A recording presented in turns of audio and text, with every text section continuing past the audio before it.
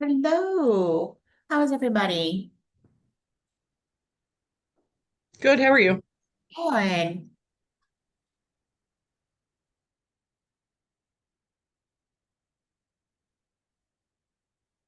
Hi, Sierra.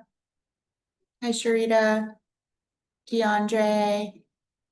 Is it Rakisha? Rashia. Rashia. Oh, I'm so sorry. That's Glasses okay. working this morning or this afternoon. All right, got a couple more people. Hi, Caitlin.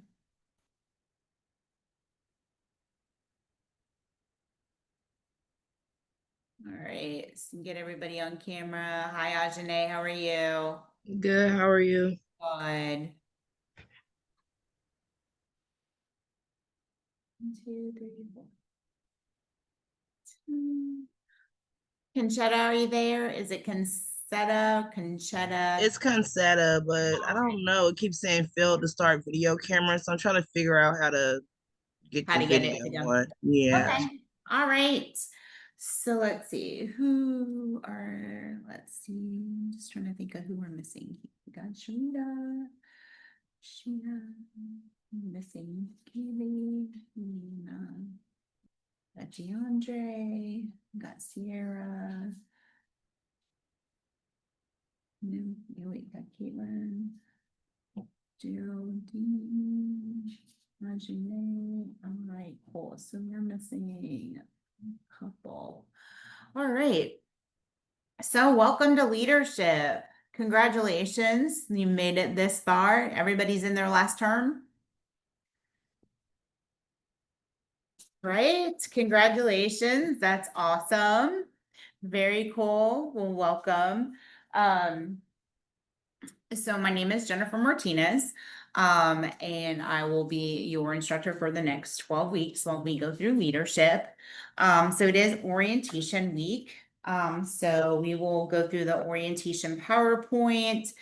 Um, we will look at the syllabus and then we will also cover a little bit of information, do some introductions as well.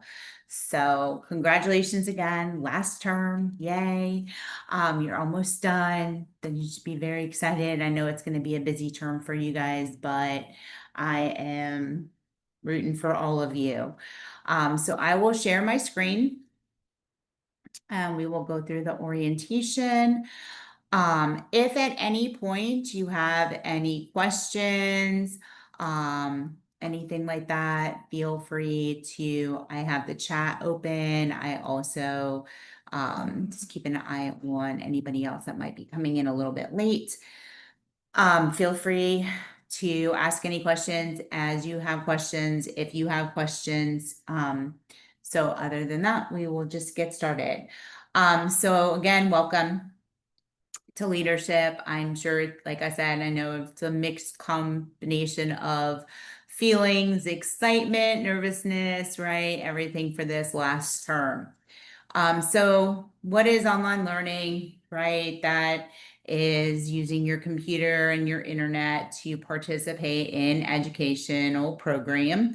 Allows the instructor, myself, to interact with you guys through the course, using Zoom, using the online resources that are available to you in your Canvas shell. I will be providing guidance, leading the weekly homework assignments, or I'm sorry, guidance and lead the learning activities. I'll be providing feedback about your progress throughout the term. When you submit assignments, I will be putting feedback in your assignments. Whether it's an NCLEX question, a discussion question, whatever the assignment is. My goal there with the feedback is just to provide you some guidance as you are, completing this term as well as getting ready to take your NCLEX. The online course will have weekly homework assignments, you'll have learning activities, as well as your quizzes and tests. And again, your HESI leadership will be at the end of the term as well. You are responsible to complete your required coursework every week. one of the great things that I like about the online environment, especially here at Fortis, is that you do get to interact with students from other campuses. So it's great diversity. With any issues. So I will be your first point of contact. If you are having issues with the course, if there's questions about assignments, anything like that, I am your first point of contact. My contact information is in the Canvas shell. So you have my cell phone number, you have my email address. Feel free to email, call, text. Any of those any of those communications are fine. Um, I can help with your performance. I offer tutoring.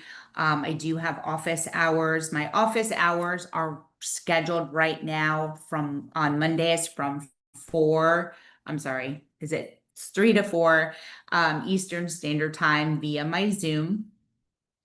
If that time does not work for you, please send me an email, send me a text so that we can set up an additional time that works better, because I know your guys' schedule is probably a lot more crazy than mine is. So we'll work out a time that works for us. Again, I'm going to provide you with feedback on your assignments. And if at any point you need any additional clarification, please reach out to me. I am experienced in the content area. And big thing here is just maintaining professionalism and respect for everybody within the group. Oops. So here's some other, I'm just going to make this slide a little bit bigger for myself. If there's any issues with, computer access, course questions, grading concerns, again, start with me. You have my phone number, my email address, so you can call, you can text. It is under the About Your Instructor. The syllabi cover sheet is also in the announcements so that you have access to my information. So the course lead then is Dr. Mary Tenza. And then of course the online dean is Dr. Darlene Brown, and her contact information is there for you. I will post the PowerPoint for orientation in the announcements, so you'll have access to this throughout the term. And then, of course, if there's any issues with your campus courses, then you will reach out to your campus course instructor, sim lab, clinical, whichever. And then, of course, you have access to your campus deans as well. And everybody knows how to get in touch with their campus deans, right? Should there be any issues, you know how to get in touch with your campus deans. Shake your head. Yep, perfect. Okay. So when we look at etiquette or netiquette, make sure you're stating your thoughts in a courteous, positive, and respectful manner. Not everybody shares the same opinions and thoughts, and that is great. That's what makes the world a wonderful place, is that everybody does have their own thoughts and opinions and feelings about things. The only thing that we ask is that you are respectful. If somebody does have a difference of opinion, just be respectful. Be mindful of how you express humor or even emotional statements. Just not saying that you can't, just be careful in how you word things. We just want to make sure that nobody is misinterpreting any of that. Make sure that the comments are relevant to what we are discussing. Be considerate of others' experiences, feelings, and perspectives. Make sure that we're using proper language and titles. Avoid using slang. Don't type in all caps, right? Gives the impression that you are yelling. So just be careful with that. And I've made the mistake too. Sometimes I'll accidentally hit caps lock instead of shift, and I'll be like, why is it all in caps? So sometimes it's, something that just happens. So just be mindful of that. We will meet every Friday from 12 to 2:30 via this Zoom. So there is a specific day with a specific start and end time. These sessions are mandatory, just like your campus classes are. Course activities can include discussion questions, projects, papers, case studies, quizzes, or exams. Discussion boards require initial posts by midnight on Wednesday with 2 responses to peers by midnight on Sunday. All of your due dates are already listed in your Canvas shell. So if there's any questions about that, please feel free to ask. We can take a look at them. The next one is academic integrity. So I know that you guys have heard this before. And so standards of student professional conduct, all incidences of academic dishonesty and violations of academic integrity will be disciplined. Such acts cannot be listed exhaustively, but here are some of your examples. Cheating, obviously, is, right there at the top. Plagiarism is another. And that's the submission of work of another person for credit or failing to properly cite references for any work which is not original to the student, copying the work of others, allowing another student to copy from the student. So when you are completing your assignments for this term, you will be your position, NCSBN position paper, is going, or I have to look, now I'm gonna confuse myself. But if it has a requirement for turn it in, when you do your turn it in, make sure that you're looking at that. Best thing to do when you're writing a paper is always just to cite your references. Even if you're paraphrasing, you're going to put that in text citation. And that just allows us to know that you didn't make that up, that you did get that from somewhere else, and that you're just using, you're paraphrasing their work. Unauthorized use of notes or materials in exams, including talking to other students. Obviously, when you're taking your quizzes and your exams, you need to have a clear workspace, that you're not using any notes or any other material while you're taking your exams. Forging or altering assignments, unpermitted collaboration, giving or receiving aid on a take-home exam or other academic assignment under circumstances in which a reasonable person should have known that such aid was not permitted. Allowing others to copy or use work that is not his or her own. This one, you think about all the time that you spend in completing assignments, and then somebody that is asking you to share your work, right? That's, generally, most people don't do it, but there have been instances where that has occurred. So your work is your work. Don't share it. Providing answers from graded assignments to others or submitting AI generated assignments. So with that, we'll go into the code of ethics. So the code of ethics serves the following purpose. It is a succinct statement of ethical values, obligations, duties, and professional ideals of nurses individually and collectively. It is the profession's non-negotiable ethical standard and an expression of nursing's own understanding of its commitment to society. You are going into a practice that requires you to have a high level of ethics and standards and morals. And so that needs to start here in nursing school.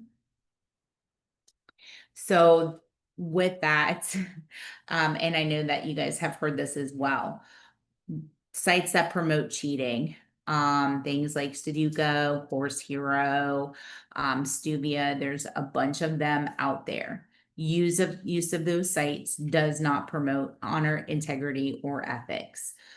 They are being monitored by Fortis. And so if you are found on those sites, that will put you on a heightened monitoring of your work for possible academic integrity violations. Can't reference those sites, right? You can't reference Course Hero. You can't reference, what's the other one? Oh my gosh, Quizlet, that kind of thing. Okay. If you submit any work that is found on those sites, that will result in a 0 for the assignment. In some cases, that 0 can lead to a course failure. If there is a second incident involving those sites, that will definitely result in a course failure.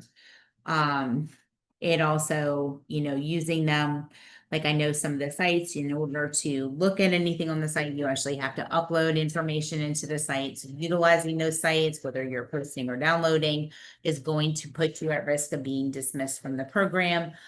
Your campus, as well as the upper administration, will be involved.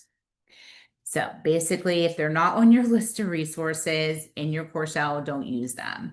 And then again, here's some more: the Sudoku, the Course Hero, the Stuvia. You also may not submit any AI generated assignments. I lost my slide. There we go.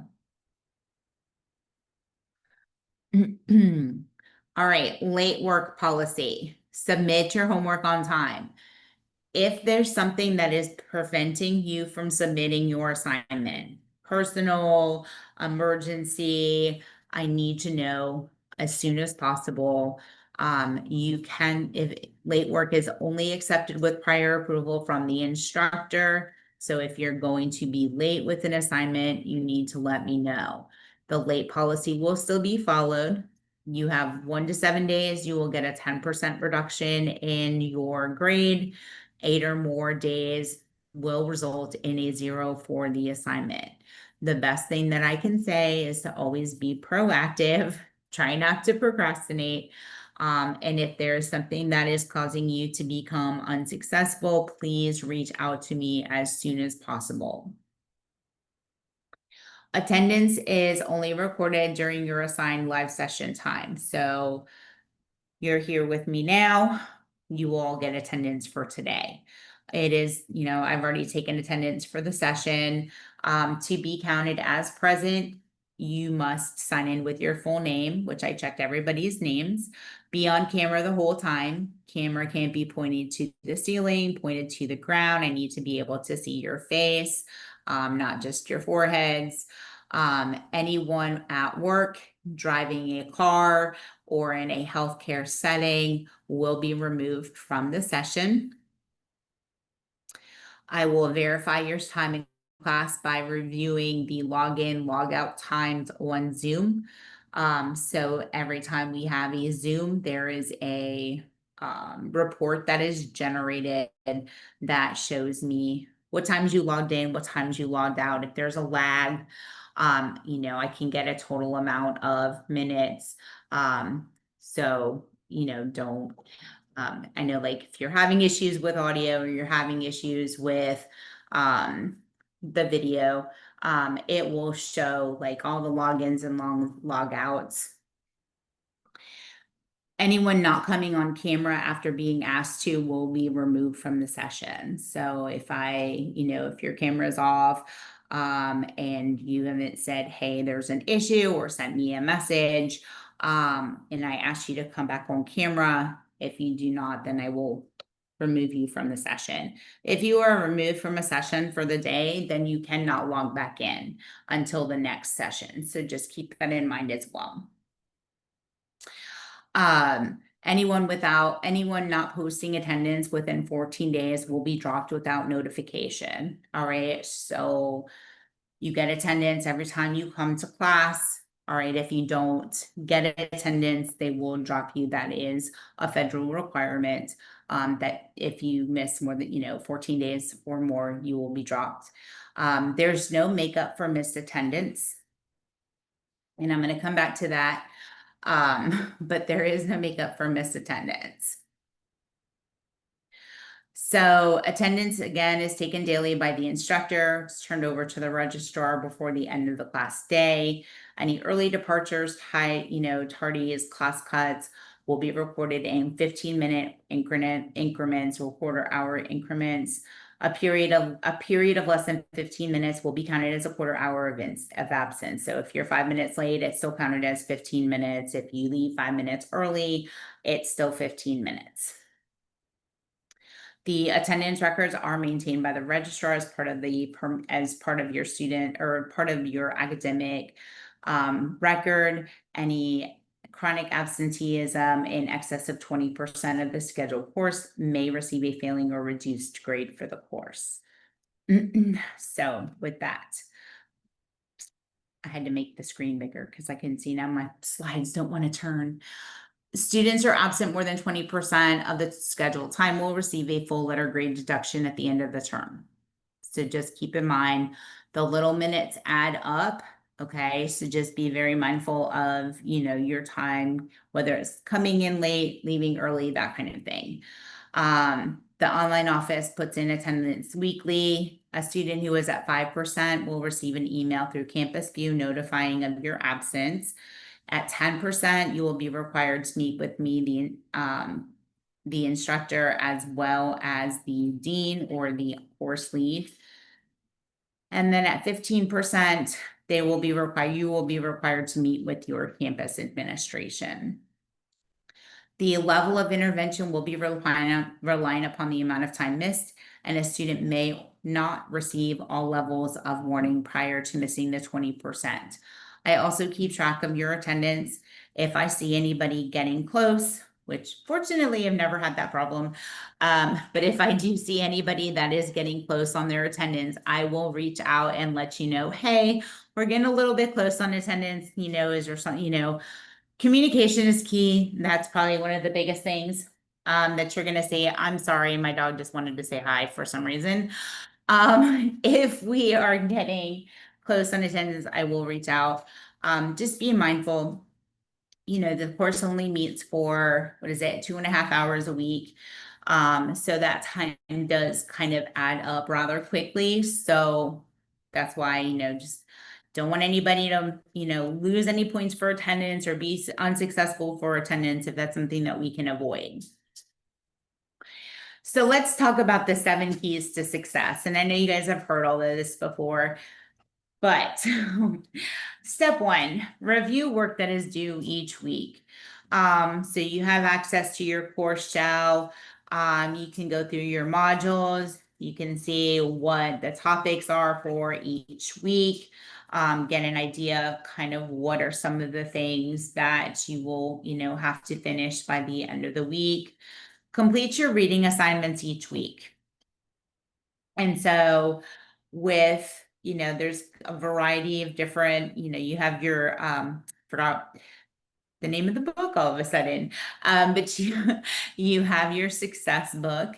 So there are readings in that book each week, usually somewhere around 2 chapters.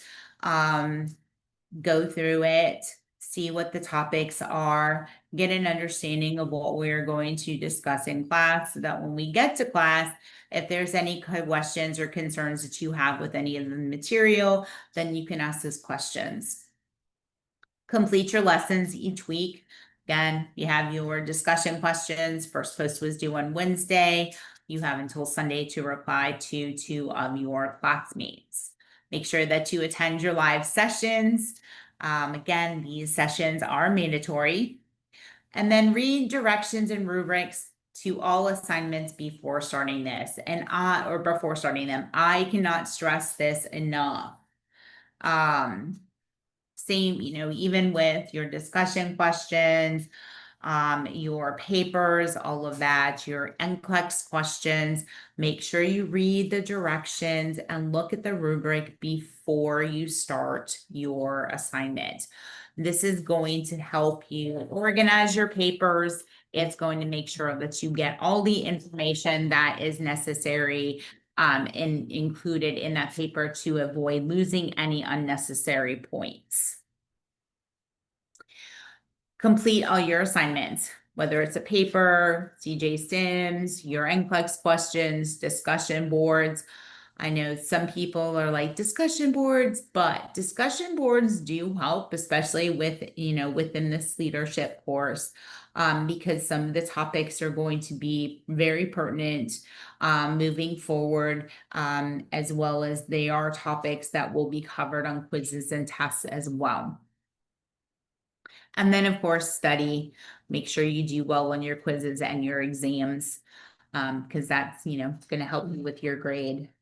Hold on one second. I'm just making myself a note because I wanted to go back to something. Okay. So log into class 4 to 5 times per week. Make sure that you are connected and you stay engaged. I will be posting it, posting announcements. Make sure that you read the announcements.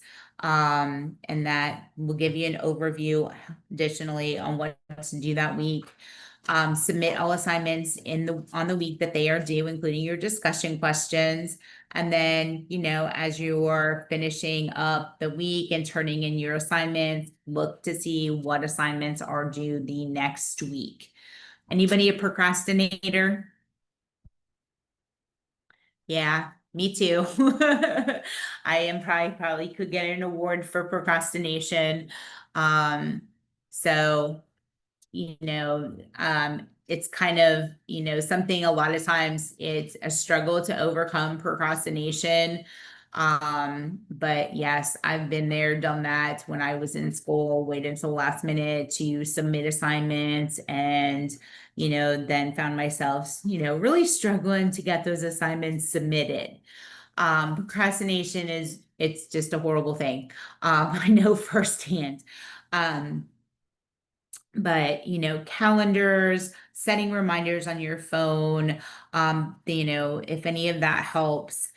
Some people I know, I've had students that have printed out the syllabus, color coded the syllabus, to kind of help keep them on track. There's, like I said, my phone, I'll set reminders in my phone like, hey, you need to get this done like at this time, so that at the end of the week it's not such a hurry. Not saying that it always works for me. Sometimes I have to get creative when making sure that I'm getting things done on time, but you kind of have to, especially this term because it is very busy, especially with your capstone course or your transitions course. So, making sure that, you're giving yourself plenty of time to get your work done is going to be key. Other things, keep in contact with me. Text, call, email, whatever it is you need to do.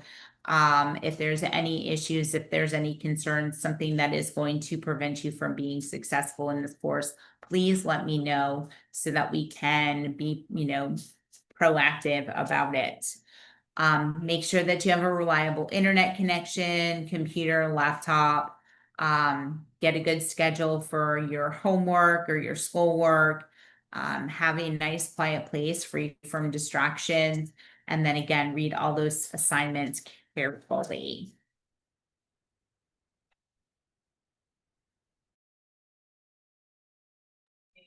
All right, so day one of the term, everybody should have had access.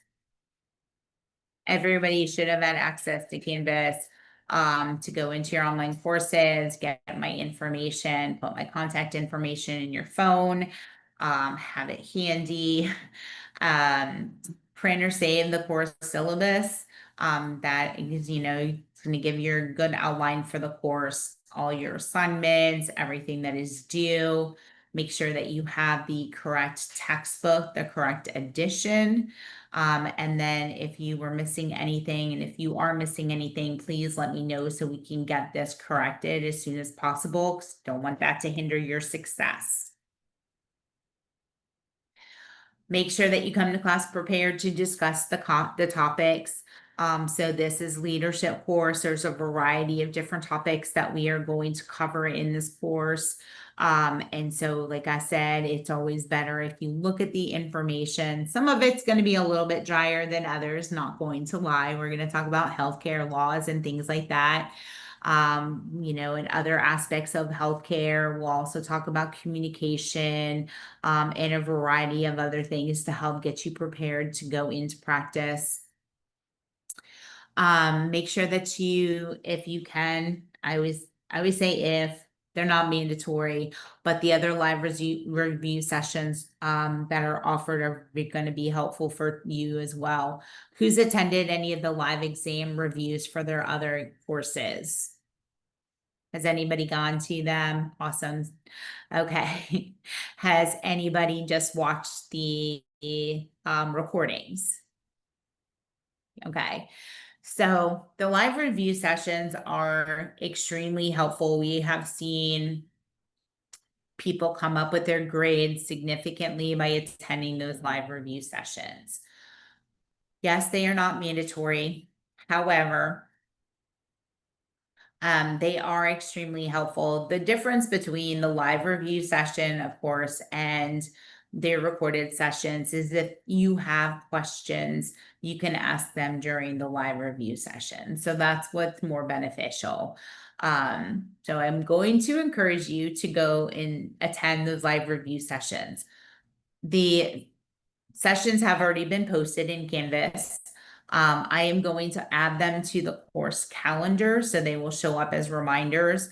There's 3 of us that will be doing the review sessions. So you'll have 3 different opportunities as soon as the review session is done. Again, my office hours are Wednesdays from 3 to 4 p.m. Eastern Time via my Zoom link.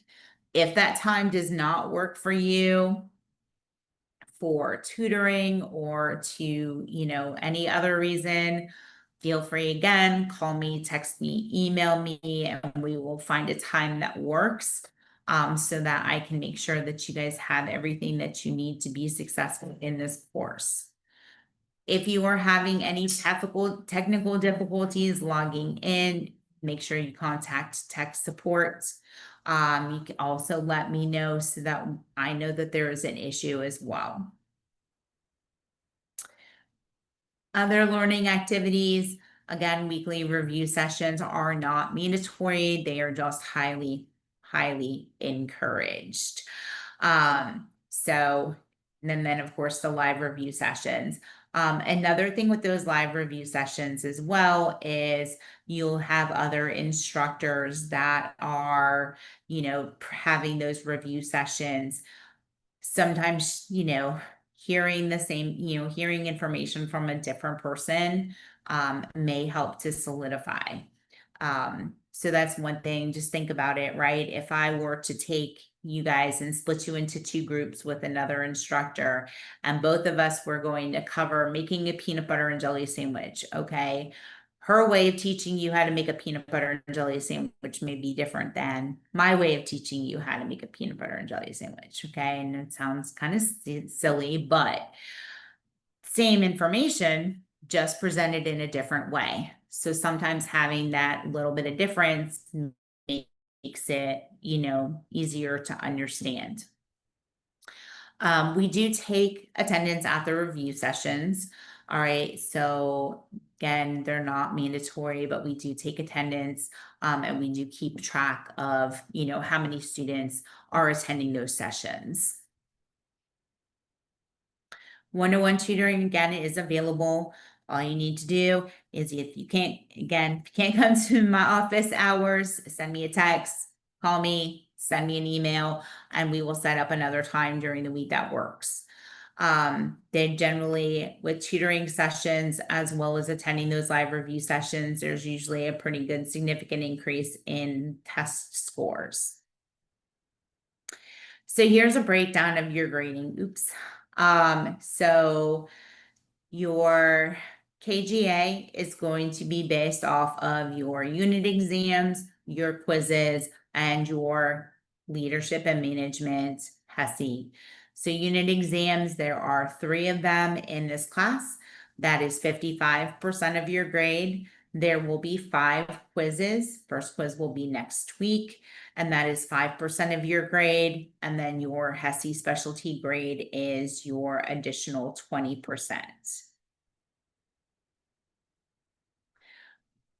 Weeks 1 through 5, homework scores will be turned off. So all you'll see is whatever your KGA grade is. In week 6, we will turn on the homework scores. So if you're missing any homework, things like that, you'll be able to see what the impact is of any missed homework on your KGA. And then a week 8, we'll turn the homework scores back off. And that's just gonna, then you'll just be able to see your KGA to make an informed decision at that point in week 8.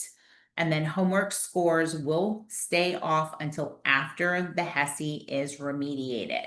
All right, so week 11, when you take your HESI, once everybody has completed their remediation, that is when I will be able to turn those homework scores back in and put that HESI grade in. Your combined score on quizzes, unit exams, and your specialty exam must be 78% or higher before you get credit for any completed homework. Okay. So if your KGA is a 77.9, then your homework grade is not going to be added into that. And then, of course, the minimum passing grade of a 78 or C plus is required, right, for successful completion of the course after homework scores are added in. So with that being said, do your homework. Do your homework, do your homework, do your homework, get your homework turned in, get it done. Though one of the worst feelings as an instructor, I'm going to be honest, is you have somebody that's passing the class and then you go to add in those homework grades and it drops them below a 78. All right, so get your homework in, get your homework in, get your homework in. If there's an issue and some things, like I said, is preventing you from being successful, please let me know and we can, if I know ahead of time, I can work with you. If I know after the fact, I have very little power with that. Exams and quizzes. Again, I know that you guys know this. You have to have 2 devices, right? So you have to have your laptop to run the exam, whether through Canvas or ExamSoft, and then you have to have your phone that you can be on Zoom. Make sure both are fully charged or that you have a charger that, that's plugged in, however you want to do that. If you go off camera, while in the exam, you will receive a 0 for the exam. No excuses will be accepted. So again, make sure everything is fully charged or plugged in when we are getting ready to take our exams so we don't have any issues. Quizzes. Quizzes are part of your KGA. They are completed in class with me as your proctor. They are designed to be given at the beginning of class, right? So that helps us to see what concepts that you guys may be struggling with. It also requires you to come prepared for class. There is only one attempt on a quiz. There's 10 questions in the quizzes. You have 15 minutes to take your quiz. Make sure that you submit it when you are complete. And if you take a quiz while you're off camera, you will receive a 0. All right, so let's try to avoid any of the potential issues. Again, make sure everything is charged, that your internet is stable. Quizzes cannot be made up for any reason.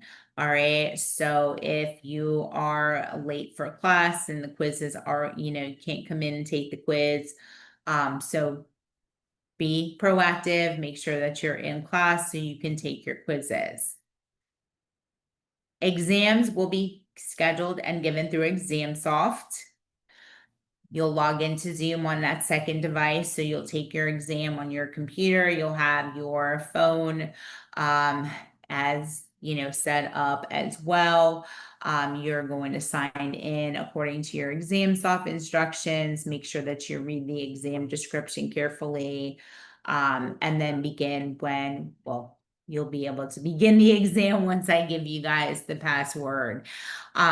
When you are finished, you're going to click on save and upload. And once it uploads, it's going to give you that nice little green check mark. Make sure that you let me know that you have completed it at the end of the exam so that I can check to make sure that I have received it. And then once you are done, you're going to log out of the testing site. Again, make sure everything is charged or on a charger so we don't run into any unnecessary issues during the exam. You are only allowed one attempt. Okay, you can't stop, you can't pause and resume. If there's any technical difficulties, stop the exam and let me know right away.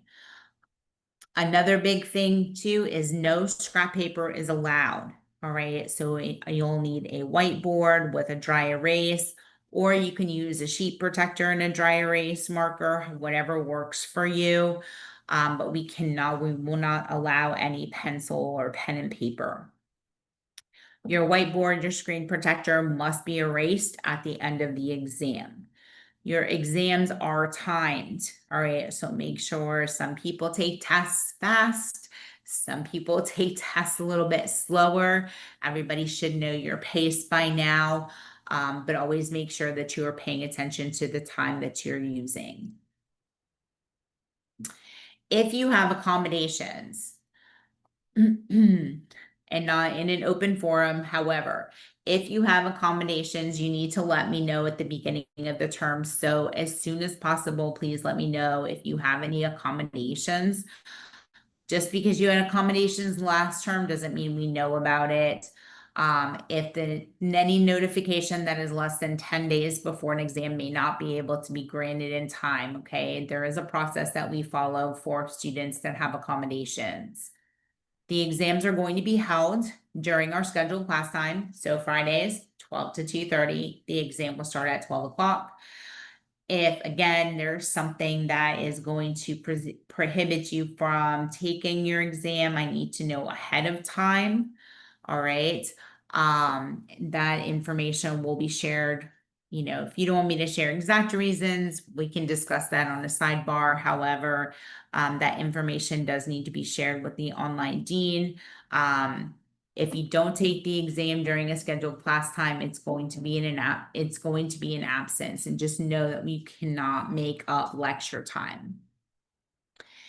If you prefer, or if you have been taking your exams on campus with a faculty member on campus, I need 72 hours notice. It still must be done during the scheduled class time, but I need to be able to get in touch with that online or that on-ground instructor. So I'll need that information if that is what you choose to do. Exams are proctored via Zoom. You must be on camera the whole time. You have to show your photo ID.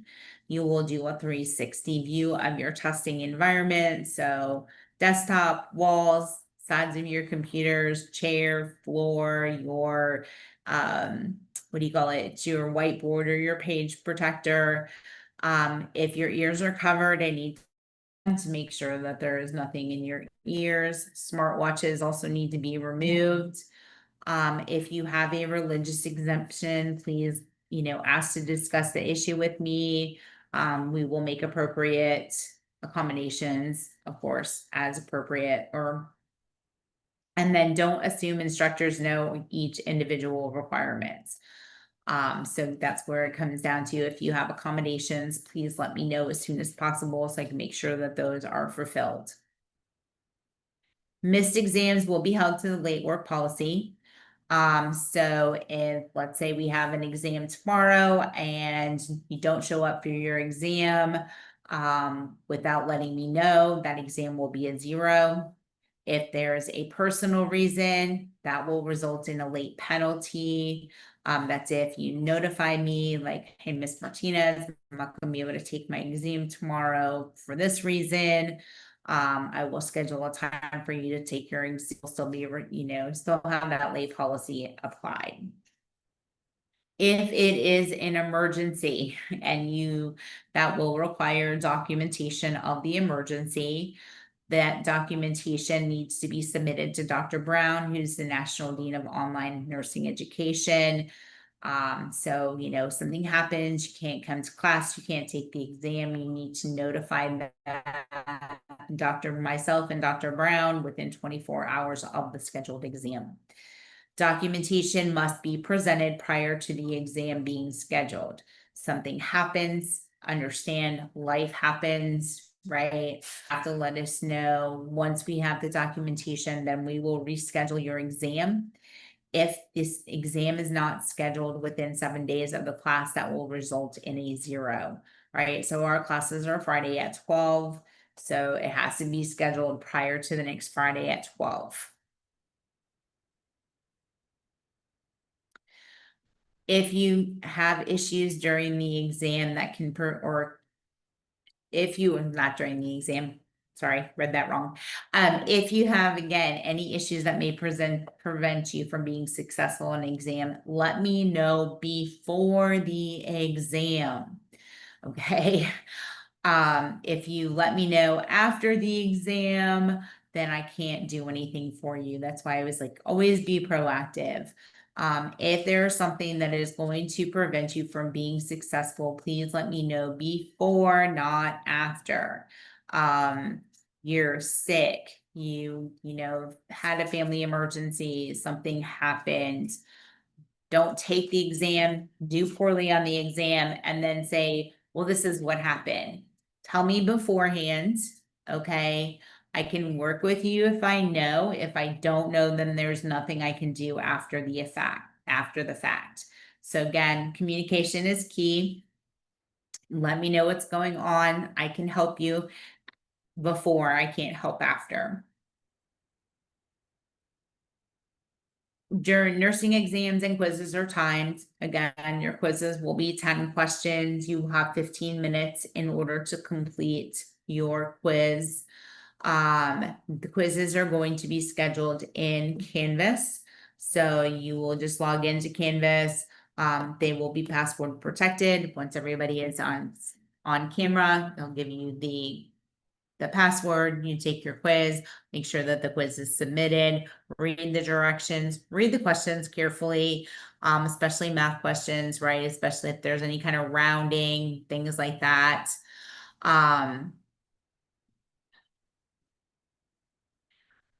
Again, with your exams, if you have technical difficulties, notify me right away. You can raise your hand. Everybody know how to raise their hand in Zoom? Because I know people are taking Zoom. We don't want people talking and distracting. So raise your hands. I will pull you into a breakout room, okay? So we can see what's going on with your exam. I can, with quizzes, I can verify your log. I can review the number of times you have stopped viewing the testing area. I can review how much time you have used. I can look at how many questions you've seen. And if necessary, can give you a code to get back into the quiz.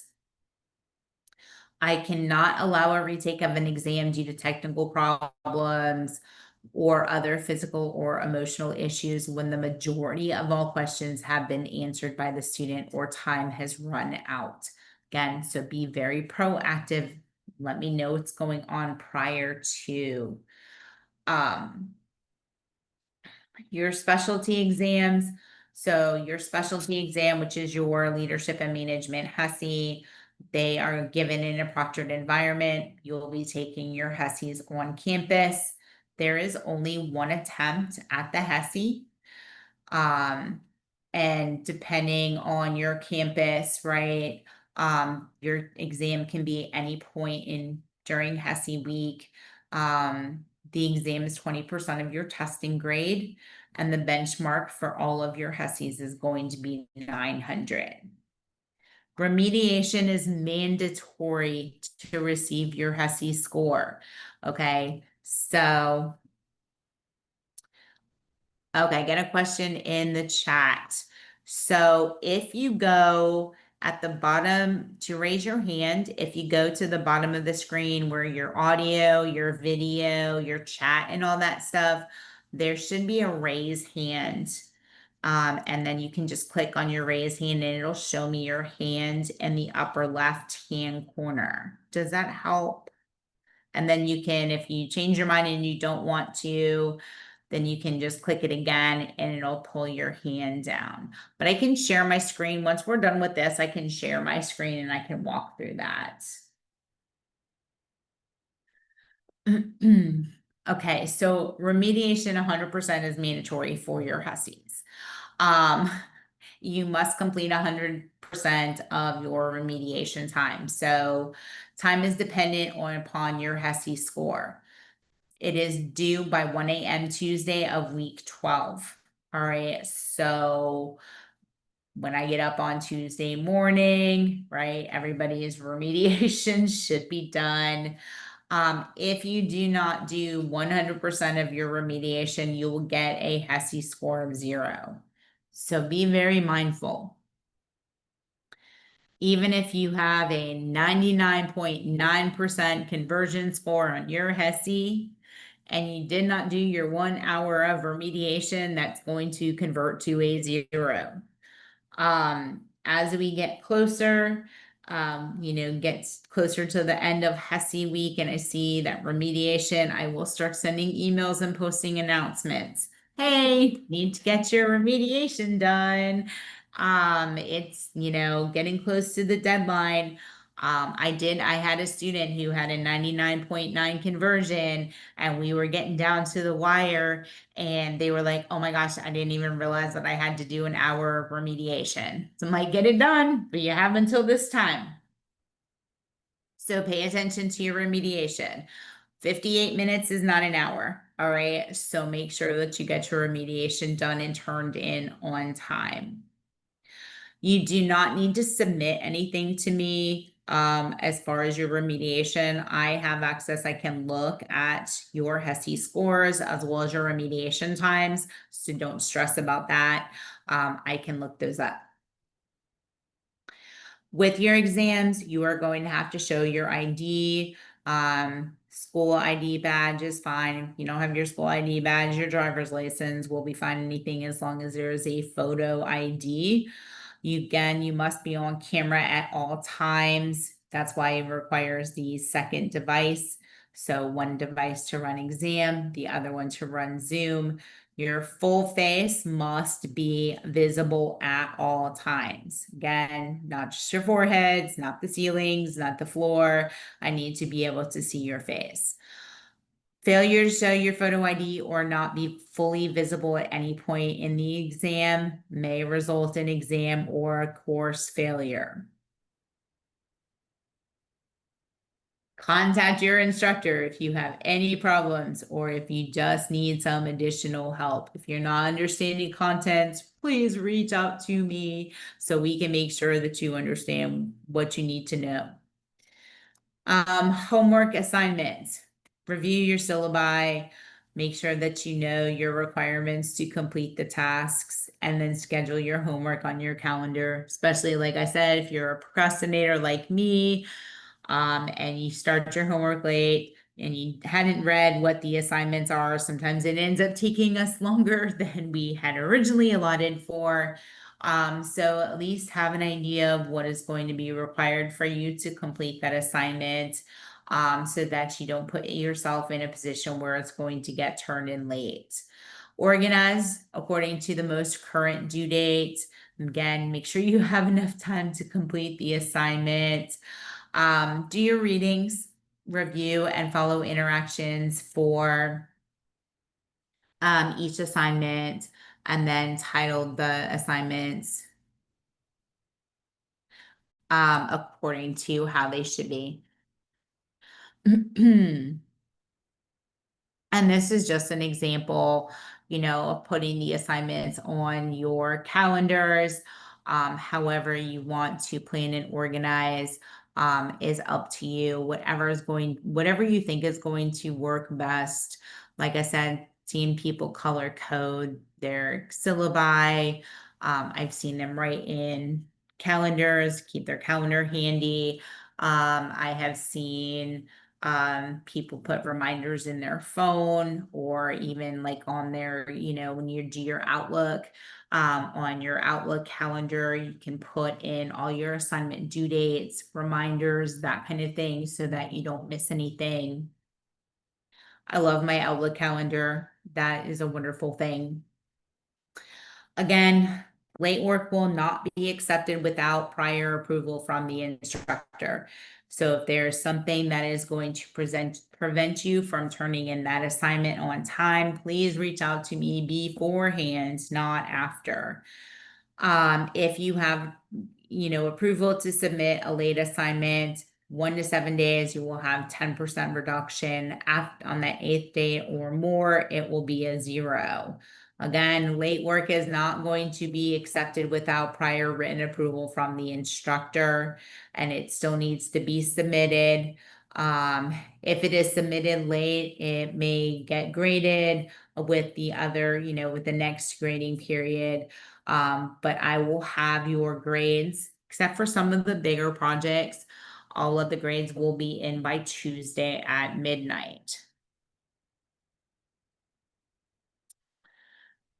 I'm going to go through these when we get to the syllabi.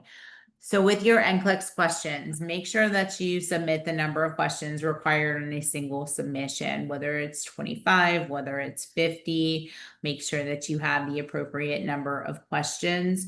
Once you submit it, the score you submit is the score you receive. So if it's out of 50 questions and you submit a 25, then you're going to get a 25. So this is one thing that's really great about the NCLEX questions is you have complete control over your grade for those. You can do those NCLEX questions however many times you want, right? And then submit your best scores. So this is where, maximizing your homework scores, can be very beneficial to you. The categories are going to be listed in your in the Canvas shell. It'll tell you how many questions to pick, and it's also going to give you the categories that you need to pick as well. So make sure that you follow the directions. If there's any issues with finding the categories with your NCLEX questions, send me a text, shoot me an email, call me, let me know. I know sometimes when they update editions, right, with different texts, things can change. So if there's any issues with that, please let me know. Does everybody know how to print and submit their NCLEX question results? Right, so please make sure that I get a PDF so that I can look at the different categories to be able to provide you some feedback on those. Make sure that you're using the course text and online resources when you are completing your NCLEX questions. And again, it's 1 point per question. Just make sure that you submit the required amount of questions for the course.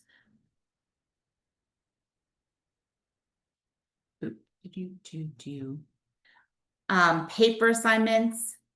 So you'll have a couple of different paper assignments that are due. You'll have your professional development and you'll have your NCSBN position paper.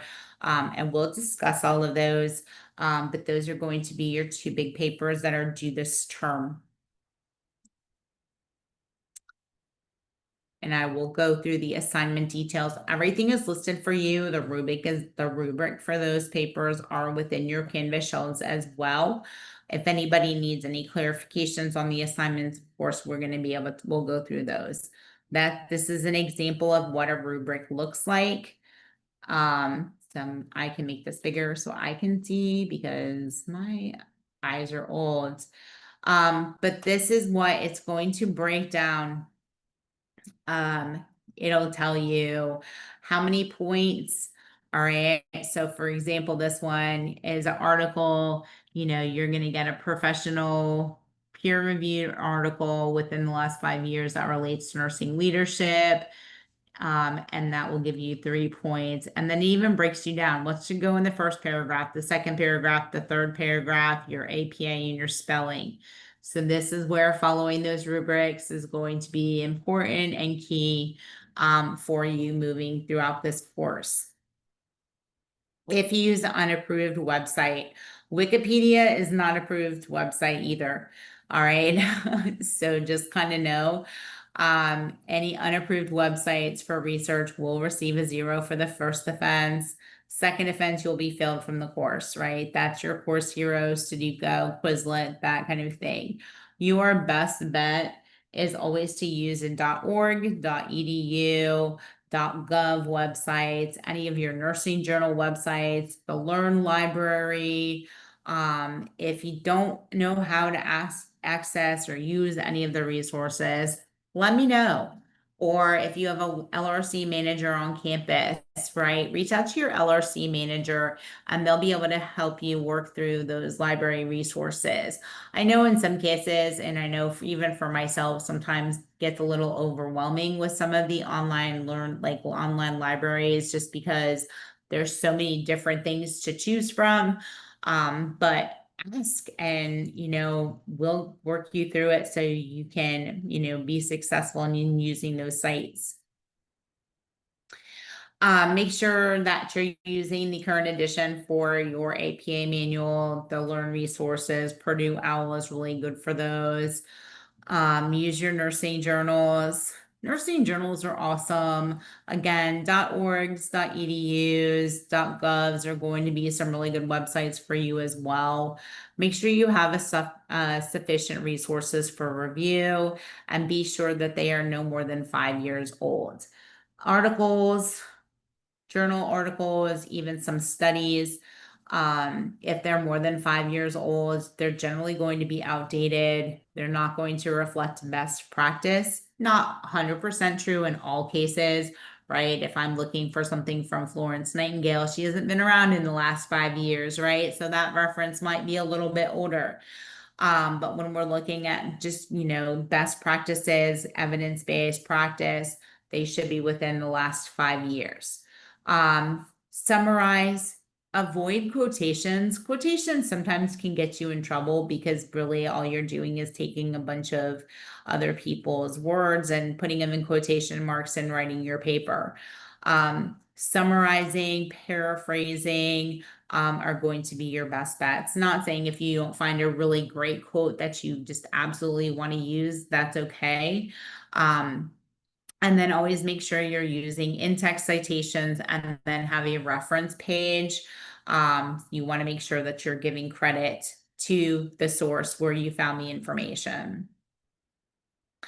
Other things to be successful, communication is key. Please, please, please don't ghost me. Just email me, text me, call me if there's any issues. If you need anything, I am here to help you be successful, but I can only help you if you let me help you. Review sessions, tutoring sessions, read, and then use your course resources. Those are all going to be beneficial to you. And then, just things as you're reading, as you're preparing and going through, each week. How well do you feel prepared to sit for an exam? What can I review with you in order to help you understand and prepare to take your exams? Is there anything that you read, whether it was in your homework or any of the assigned readings, did you find challenging or maybe difficult to understand? There's going to be some concepts, especially when we think of like Medicare and Medicaid and some of these others, it can get a little confusing and remembering which is which and who does what. So, ask questions or let me know, hey, is there a better way to remember this stuff? How does continuity of care once a patient is discharged from an acute care facility influence the health of a client? That's really a big thing to think about. How does the environment influence physiological adaptations of the body? Do the requirements for a nurse change based upon the surroundings they work in? So you can even think about back to community, right? When we looked at, different types of nurses, occupational health, community nurses, your parish nurses, right? How did those requirements change? And then what is the nurse's responsibility, whether on or off duty? And this is really important to understand. You can, unfortunately, in some cases, you can get in trouble for things that you do off duty. and that can affect your nursing license. So we do need to be mindful of that to protect yourself. All right, and that is your orientation PowerPoint. Does anybody have any questions? You're probably like, this is the second or third time this week that we've had this PowerPoint. Probably could have taught it to me, right? Um, all right, so let's go. Wait, I'm just going to show one more thing and then we'll take a break. So I'm going to share my screen. I'm going to share the Zoom. I know it's kind of crazy. I'm sharing the Zoom going. Um, does everybody see my Zoom screen? No, that is not the screen. You see a Zoom screen or do you see Canvas? Canvas. You see a Zoom screen now? Hmm. Let's see. I'm trying to exit out of everything else to see if it'll let me share a Zoom screen one. Are you looking at yourselves now? No. All right, it won't let me.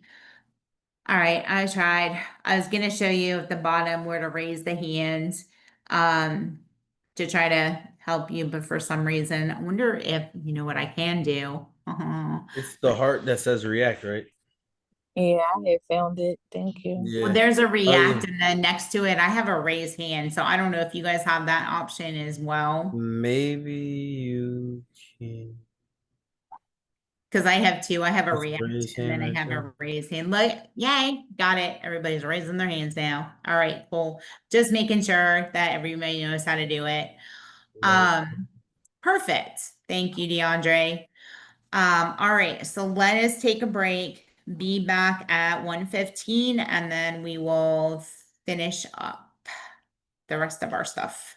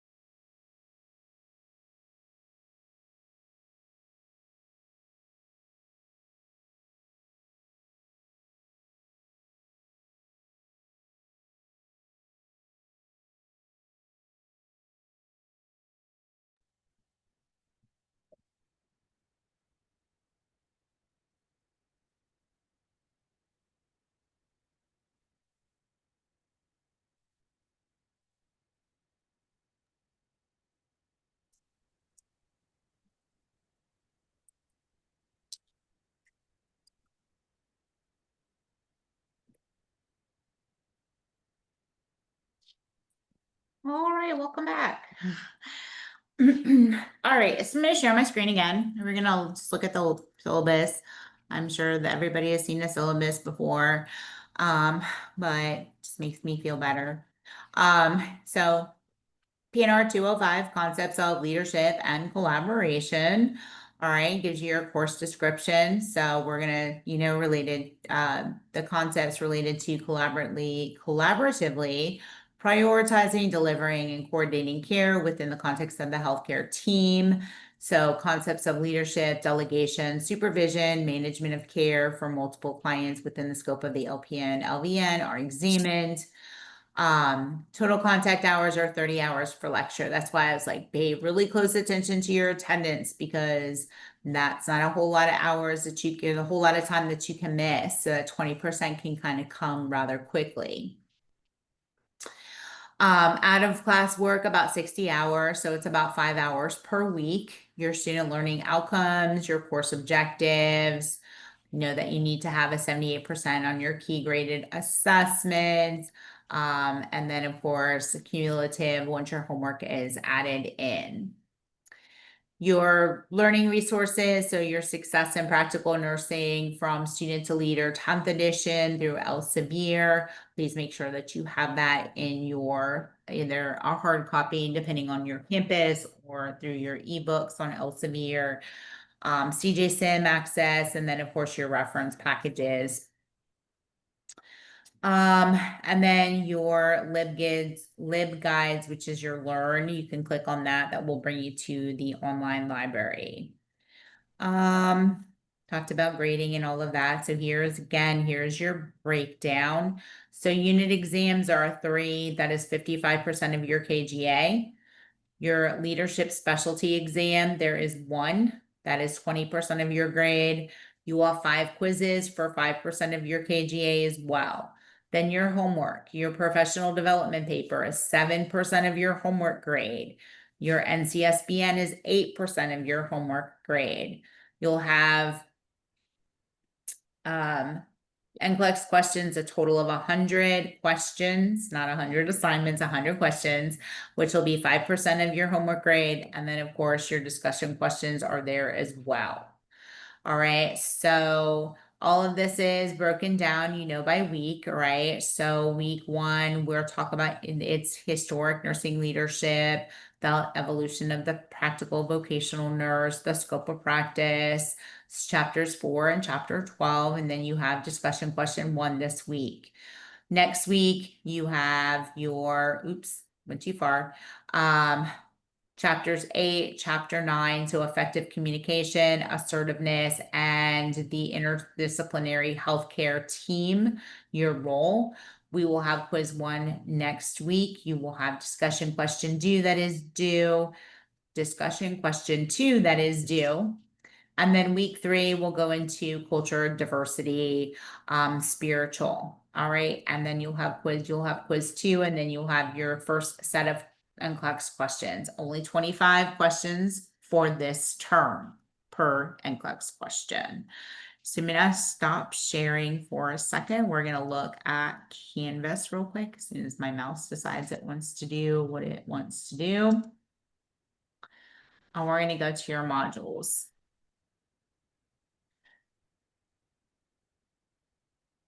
All right, so your student resources are listed here. Your vital source, all of that is there for you. Your textbook as well. If you have any issues, please let me know. And then your syllabus quiz, I did not check. Hopefully everybody has done their syllabus and their technology quiz. And then if you click on about your instructor, okay, there's me, there's my little short bio, there's my office hours, my telephone number, and my email address. All right, so you will have access to that all through the term.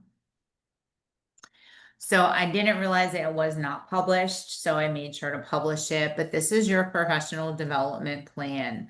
All right, so your professional development plan, I'm going to scroll down. It is not due until, I can't remember off the top of my head when it is due. And why is it not showing? Okay, I'm Wasn't gonna it have to like week double. 6 or something? I'm sorry. Was it week 6? Did I go too fast? I did. It's week 6. Thank you. I scrolled so fast. I'm like, oh my gosh, where is it? So I'm gonna click on it and we'll kind of go through it with you a little bit. So yes, it is due in week 6. Okay. So you're gonna write a 3 to 4 page paper, professional development plan for NACME standards, all practice and educational competencies. So it is published for you, so you have access to this. You are going to develop a professional development plan that includes a self-assessment of your readiness to transition into practice and identifies and outlines the next steps for your personal and professional development. So you're going to click on this, or you can download it, all right, and this is the standards of practice and educational competencies of graduates of practical vocational nursing programs. And then you are going to describe the competencies outlined by NAPNES with the 6 standards of professional practice. So here are the 6 standards: professional behaviors, communication, assessment planning, caring interventions, and managing. You'll also want to look at this website or these as well. Currentnursing.com, Patricia Benner, from novice to expert. And so you're going to answer for each one of these competencies. You are going to answer these questions: what your current competency level is within the standards, your strengths and weaknesses, examples to justify your strengths and weakness. And then again, you're going to use and input it into APA format. So if I look at assignment details, all right, it's going to just give you this information broken down, but it also is going to provide your rubric. Okay, so pay attention and read your rubric to make sure that you are identifying everything that is necessary in that. Don't think there was a sample paper with this one, so there is not. And I can, of course, go through this a little bit more with you, but making sure that you are addressing each one of these competencies. Again, you're going to click on this and it's going to give you, these are what the levels of nursing experience: so novice, advanced, beginner, competent, proficient, and expert. It gives you definitions of each one, so that will help you to. What's wrong?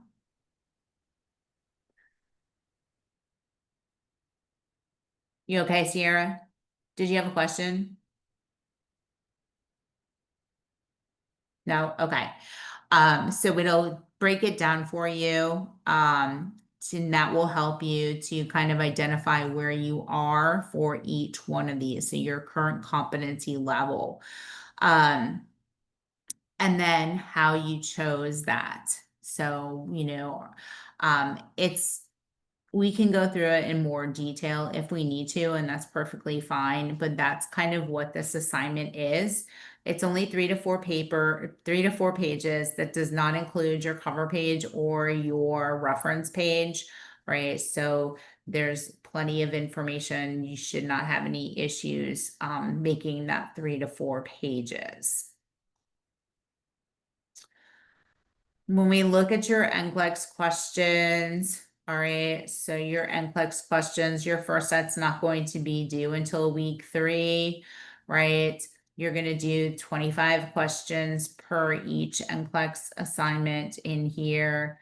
And then it gives you, so like for the first one, you're going to do integrated process, nursing process data collection, and nursing process assessment and implementation.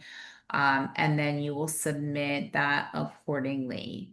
The other paper that is due, I'm going to go a little bit slower so I don't miss it. I want to say this is week 10. No, it is week 8. So week 8, this is your NCSBN position paper. This one is also 3 to 5 pages. You will also need a title and a reference page for this. You will read what pages 1 to 18 of the NCSBN's Working with Others, a position paper. So you can click here, the link is there. And you look at the rubric, it will give you what is necessary to get a good grade on the NCS position paper. So all the resources are here for you. Please, again, if there's questions, any comments or concerns, please feel free to reach out to me so I can clarify anything. So we're not missing anything and that everybody is on the same page when it comes to completing their assignments. All right, so with that being said, we're gonna do some introductions. I will start, okay? So I will tell you a little bit about myself and then what I would like you to tell me. I have a couple things. Actually, before we do that, I'm gonna go back to one other thing. Talked about attendance.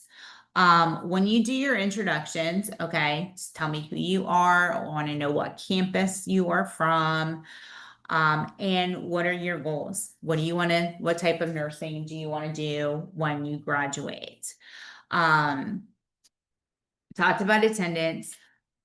If you know when your live reviews are scheduled, if you can let me know that as well, whether it is Kaplan or ATI, that will be helpful as well. With this course, we know that sometimes those live reviews will, be during a course time in some cases, in others it doesn't affect the course. If there's if you're gonna miss my class because of a live review, completely understandable. Any quiz or exam, if there's one scheduled throughout that, then we will address that as needed. Okay, so that is the one time that you would be able to take your quiz, right? Because you have another prior engagement with their school. The other thing for quizzes 1 and 2 for sure. I have to double check for quiz 3.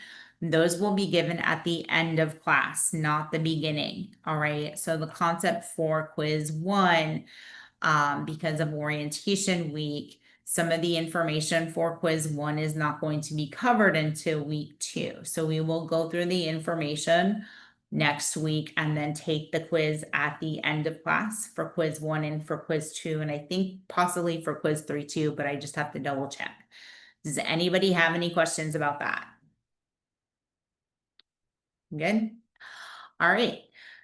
So my name is Jennifer Martinez. I am originally from Brooklyn, New York. I lived in Brooklyn. I went to high school in New Jersey in a small town in Northwest New Jersey, called Lake Hopatcong. Actually went to high school in Sparta, about 40 minutes from the Poconos in Pennsylvania, 40 minutes outside of the city. So that was interesting. Went from being in a big old city to a very small rural area, completely different from what I grew up with. No public transportation. Back then, there wasn't even a taxi.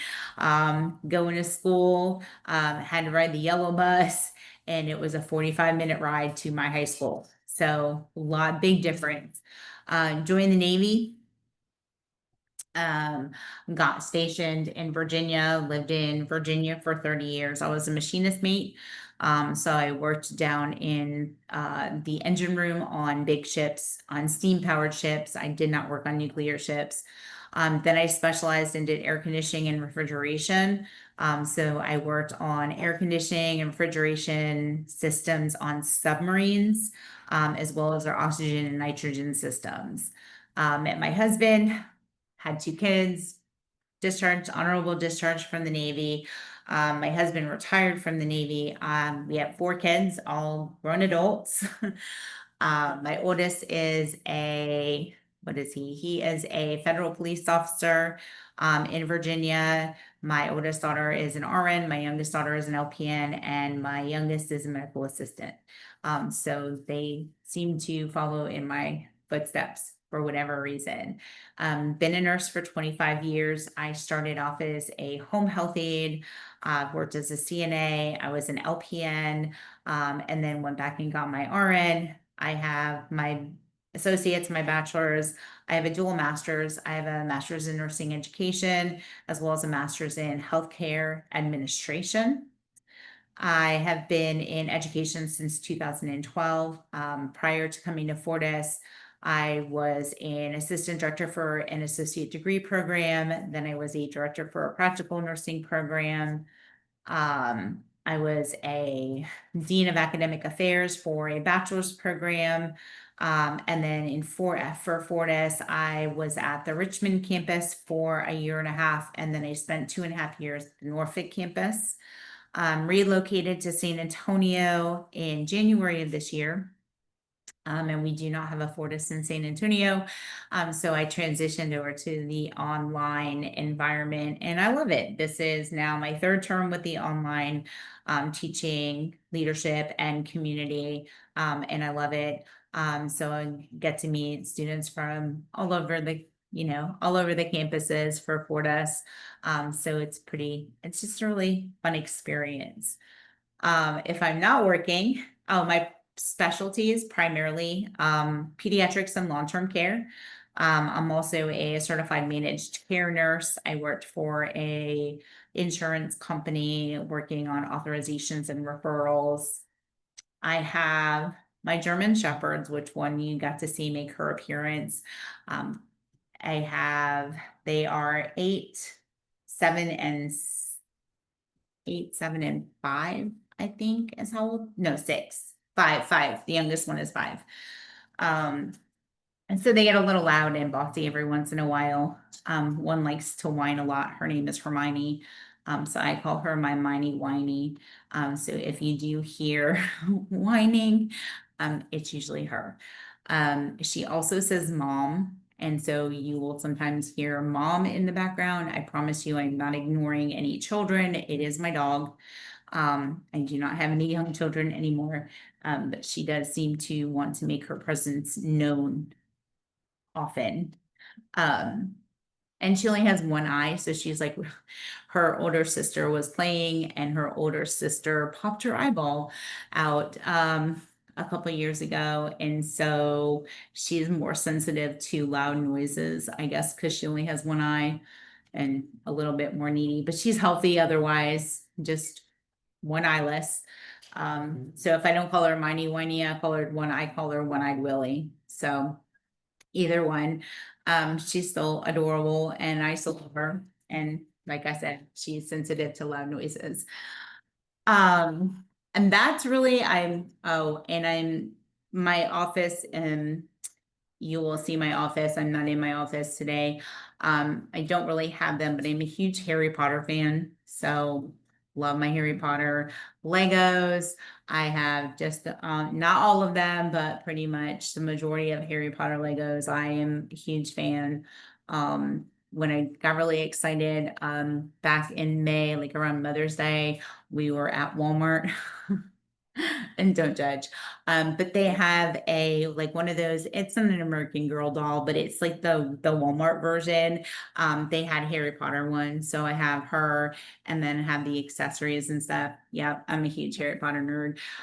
But yeah, other than that, that's pretty much it. It's hot in Texas. I don't know if anybody like the flooding and stuff. Where we live in San Antonio, we're in hill country. So we're higher. All of the flooding literally happened around us. So Kerrville, which is where a lot of it started, they were about an hour east of us. And so they're more down in like the valley areas. So that's where the flooding, and we're a little bit more elevated, which is why we didn't get hit. So pretty scary situation, pretty rough. Weather in Texas is, so much different than what I'm used to. I lived in Virginia for 30 years, used to the changes in the climate, almost daily. However, you might be outside and it's a beautiful day, and the next thing you know, there's thunder and lightning and it's storming, and it's like, I don't even see a cloud in the sky. So it's just a little bit different down here. And that's it. That's me in a nutshell. I'm usually very easy to work with. As long as you do your job, I'll do my job. We'll all get along great. If you start, if you're not turning assignments in, things like that, I will email, I will text you, just be prepared. Because I want you to be successful. You guys are in this last term, so let's just knock it out with a bang, and get it done. So we're in this together, all right, for the next 11 weeks now. But yeah, that's it for about me. And now it's your turn. So again, at least your name, your campus, and what you want to do when you finish nursing school. And I will take volunteers. If nobody volunteers, I'll just call names. Anybody gonna volunteer? I'm Concetta. I'm at the Centerville campus in Ohio.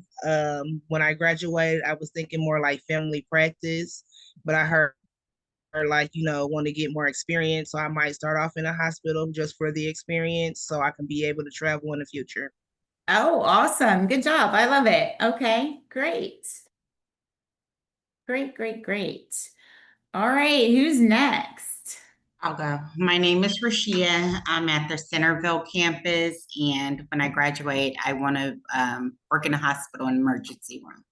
Oh, good for you. Hospital ER. All right. Good job. Thank you. I'm Caitlin. I'm at the Centerville campus as well, and I am going to be working in a rehabilitation center after school. Okay, physical or psych? I mean, well, it's mostly geriatrics, but Okay, so like a skilled care rehab. mhm. Awesome. Okay. I love my long-term care. Love it. All right, who's next? My name is Ajane. I go to the Centerville campus as well. I want to work on a psych unit. Right. All right. Thank you. All right, who's next? My name is Geraldine. I'm in the Essington campus in Pennsylvania, and I want to work in addiction. Oh, okay. So just addiction, not psych. Well, it's a really kind of So, all, yeah, I mean, all dual inclusive. diagnosis, yeah. Mhm. Adults or kids? That's a good question. Either or. Either or. Okay. Yeah. Cool. Awesome. Thank you. All right, who's next? Let's see, Era. I'm from the Essington campus, and when I graduate, I'll probably go into mental health nursing. All right, mental health. All right, only a couple more left. Getting close. All right, DeAndre, come on. My name's DeAndre. I'm from the Essendon campus as well. Honestly want to work in psych or the Okay. All right. Who's left? All right, Kaylee. Hi, I'm Kaylee. I'm from the Centerville campus. I want to do wound care. Awesome. All right.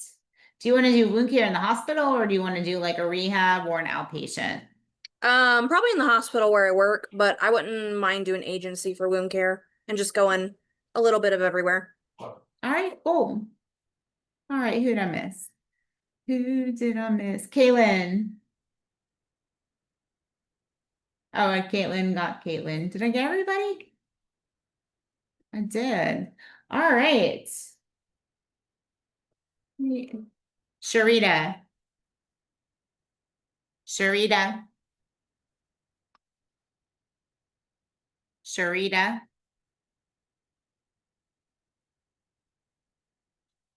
I'll give her one more shot. Sharita.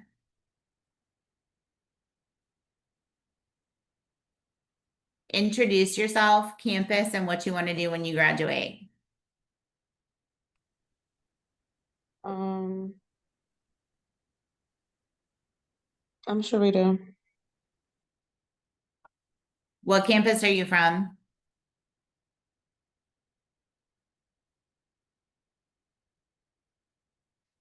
Sharita, what campus are you from? Oh, sorry, Essendon campus. All right. What do you want to do when you graduate?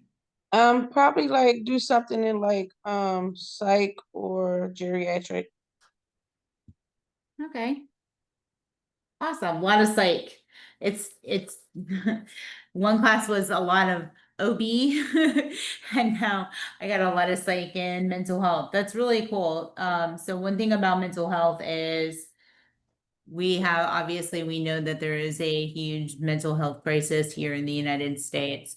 And so there's a huge shortage, not just of nurses, okay, but there's a huge shortage for people that want, taking care of people's mental health. So that is an area that is going to be in high demand. So good for you. My mom was a psych nurse. Um, she she worked for a state oh my gosh, she worked for a state prison system in Florida for a while. And then she worked for a state psychiatric facility in New Jersey. And so hence I never went into psych. I like my dementia and Alzheimer's. I love my long-term care. I can deal with dementia and Alzheimer's all day long. The other parts was like I am just not comfortable with. And so yeah. But I have plenty of experience with dementia and Alzheimer's, and I do understand the absolute need for people to work in psych. It is definitely an area that, you have to want to do it too. I mean, I say that about nursing, you have to want to be a nurse, right? There's so many other options for us out there. But psych is one of those two. You have to really have a genuine caring because you're really dealing with their psyche, and offering ways to assist them and getting through whatever it is. And addiction is, a horrible thing. And so they need a lot of, love, care, respect, right, as they're going through what they are going through. So kudos to all of you. And the ER ones, yeah, that good God bless. That's a lot too. But yes. And then, wound care. I love wounds. Wounds are amazing.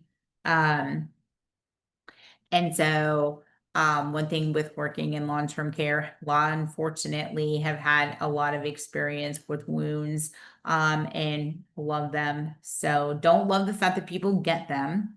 Gonna put that there. But when I have to work with them, I like to work with them. So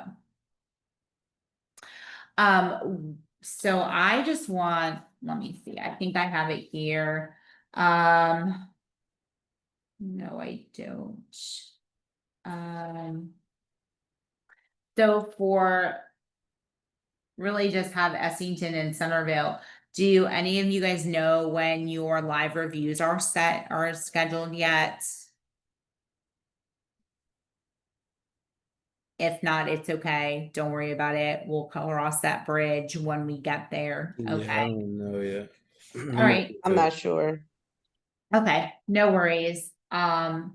There's a couple other campuses weren't sure of when theirs was scheduled yet either, so no worries. Just trying to be, proactive. So And that's the live reviews, yes. yeah. Yeah.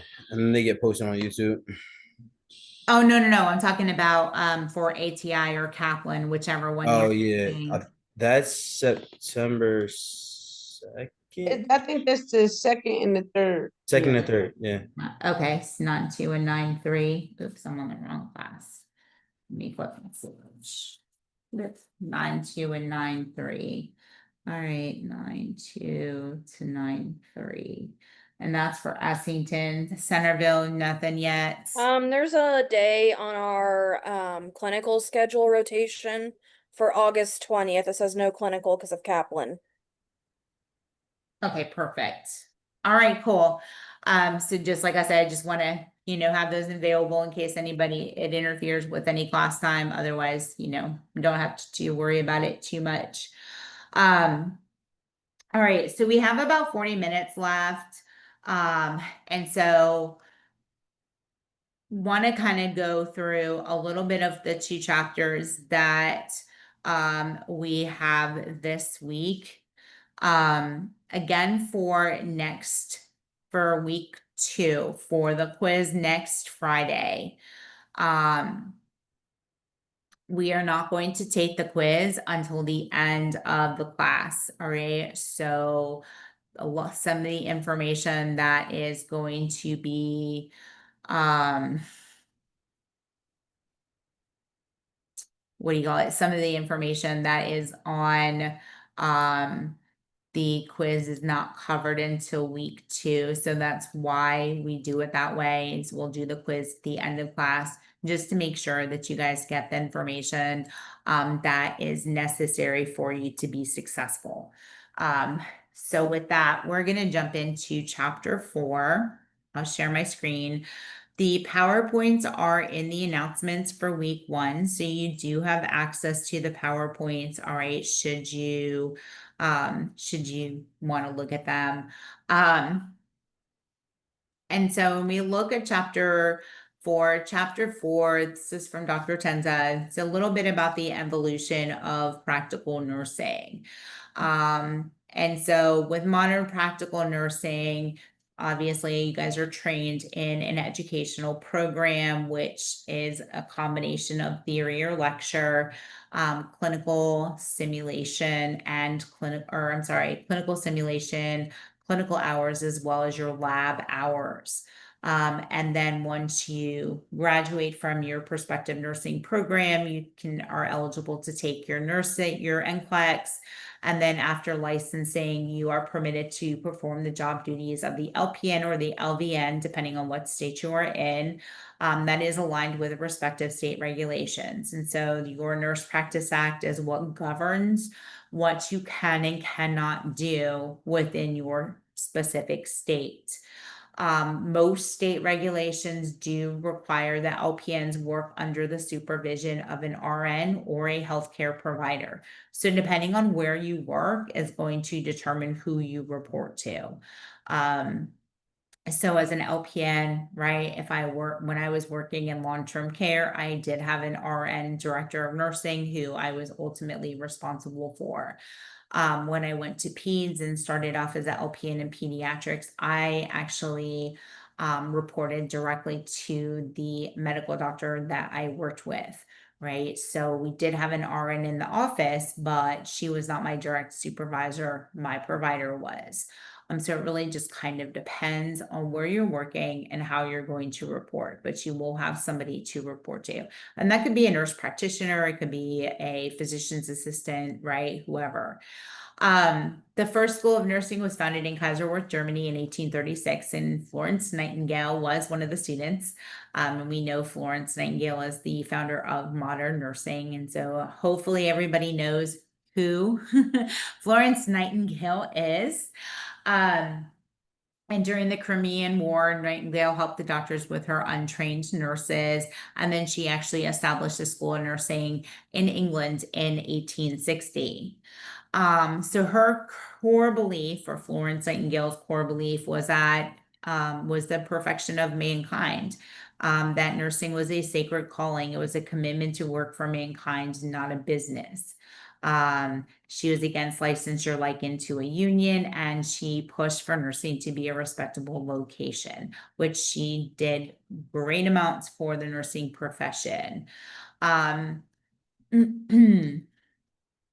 In America, the first school of nursing was started by Pastor Fleidner of Germany. That was the Pittsburgh Infirmary. It is still in existence today in Philadelphia. And is it Philadelphia? or is it, oh, now I can't remember what city it was in. But it is now known as Passavant Hospital. And then as the nursing shortage continued, hospital-based programs emerged as a cost-effective labor force for the hospitals. All right, so think about this, right? We have a bunch of sick people, we have a shortage of nursing, and so those hospital-based programs started to emerge. Much like you guys when you go to clinicals, right? You work either with the nurses, you work with your nursing instructor to care for the patients.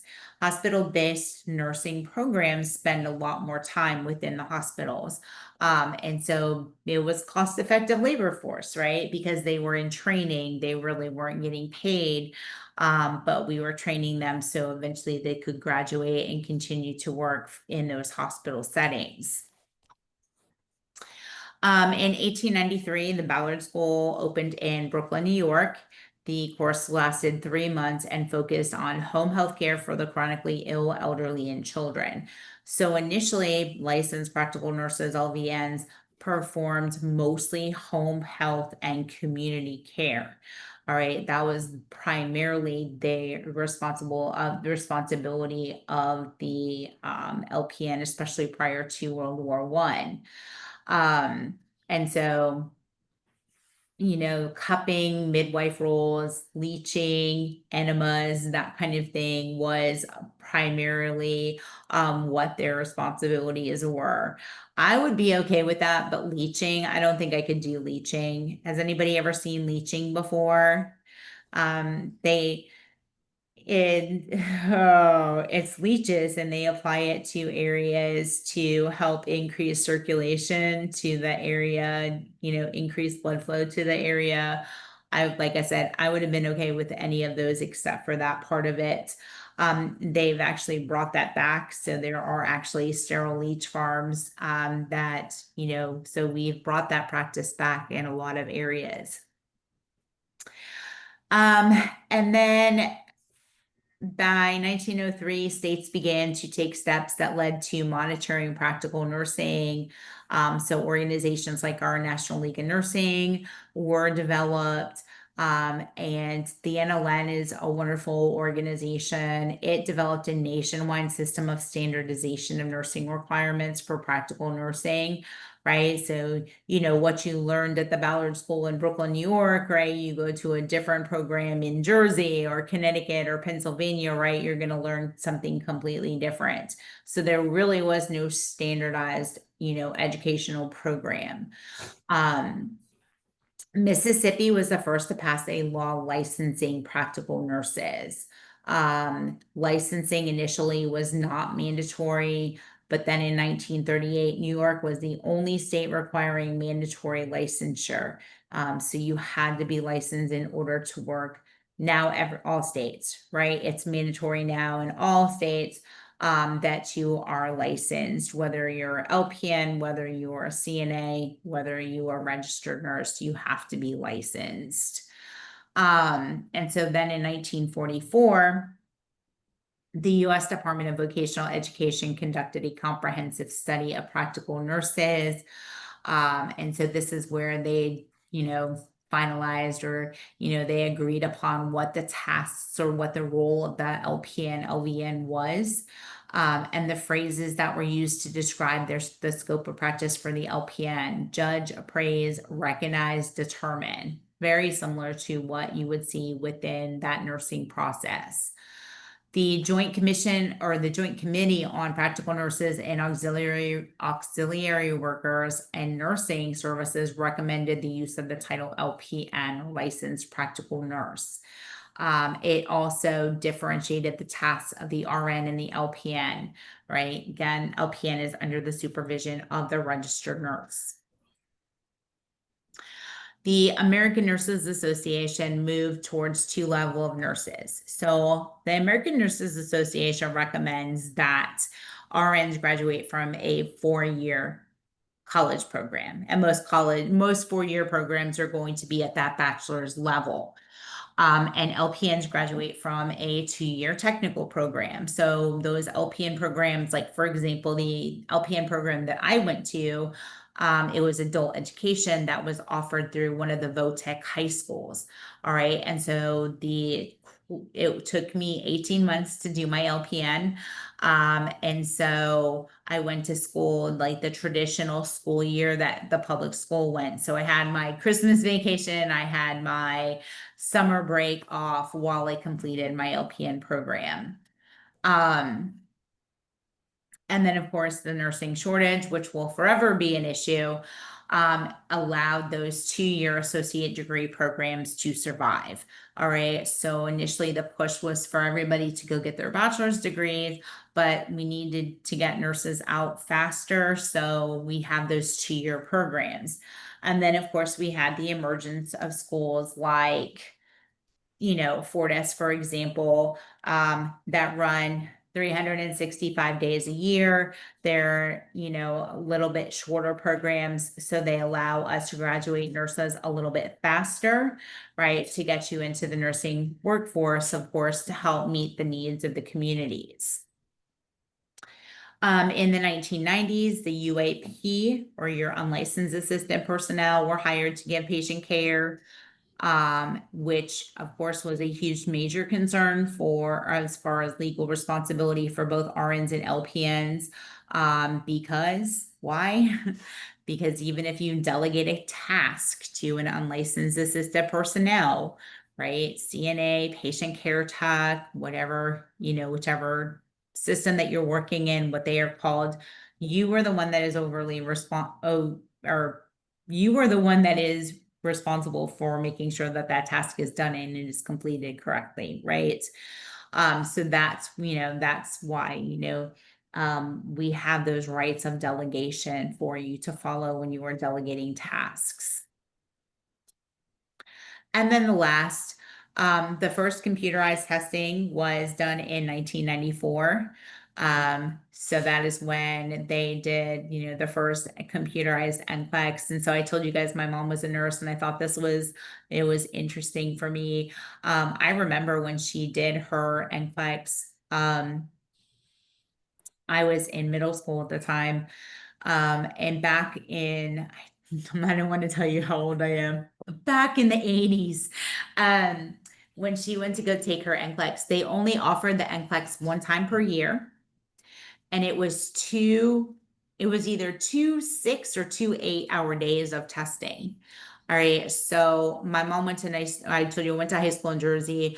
My mom went to nursing school in Jersey. And so she had to go. They were offered in June. I think it was June. I don't remember. I was a little bit younger back then. My memory was a little bit better. But anyway, she actually went to Atlantic City, in one of the casinos, and they literally turned it into a testing site. So you figure all the graduating nurses in New Jersey, right, had to schedule to take their NCLEX. So it was 2 days of testing, and it was all handwritten. So it wasn't like multiple choice questions. She said she had short answer questions. She had essay questions. She had to write a care plan, as one of hers. And then it literally took them 4 to 6 months to get their exam scores. So she could work as a graduate nurse while she was waiting for her exam results. And they actually got a grade. So imagine you're taking your NCLEX. I couldn't imagine. Could you imagine taking a test for 2 days? Like, I would be like, no, I don't know if I want to be a nurse anymore. That NCLEX is rough enough when you take it on the computer. But yeah, so it was 2 days of testing. She looked completely fried when she got home. She didn't have any brain cells left when she came back from her test. So yeah, so it was a lot different. So now, you graduate, you can schedule your NCLEX when there's availability, right? So it makes it a lot better.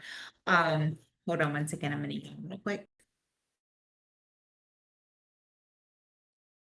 And then you really can find out your test results the next day, as long as you don't take it like the day before a holiday or something like that, or a Friday, right? Because then it takes a couple extra days.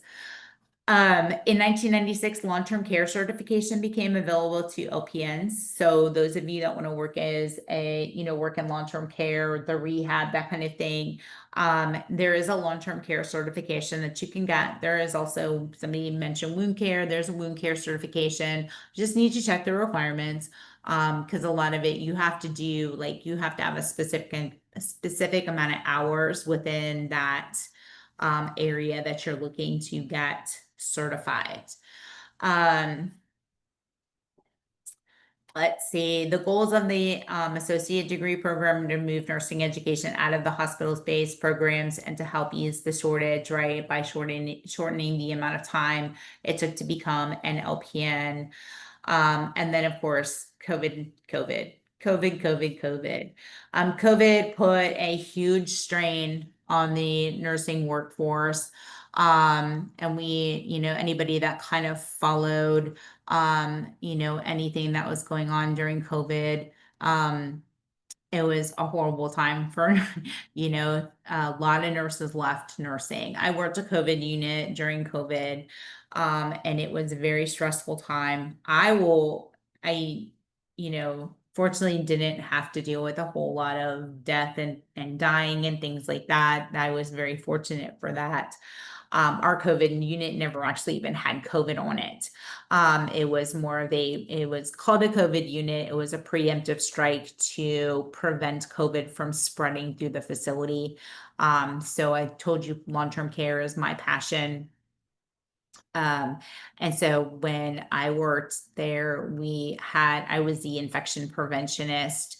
And the goal was to have a lockdown unit for anybody that was being transferred out of the hospital into a rehab facility. We put them on complete lockdown for 14 days. So they were not allowed out of their room for 14 days. It was a completely isolated situation.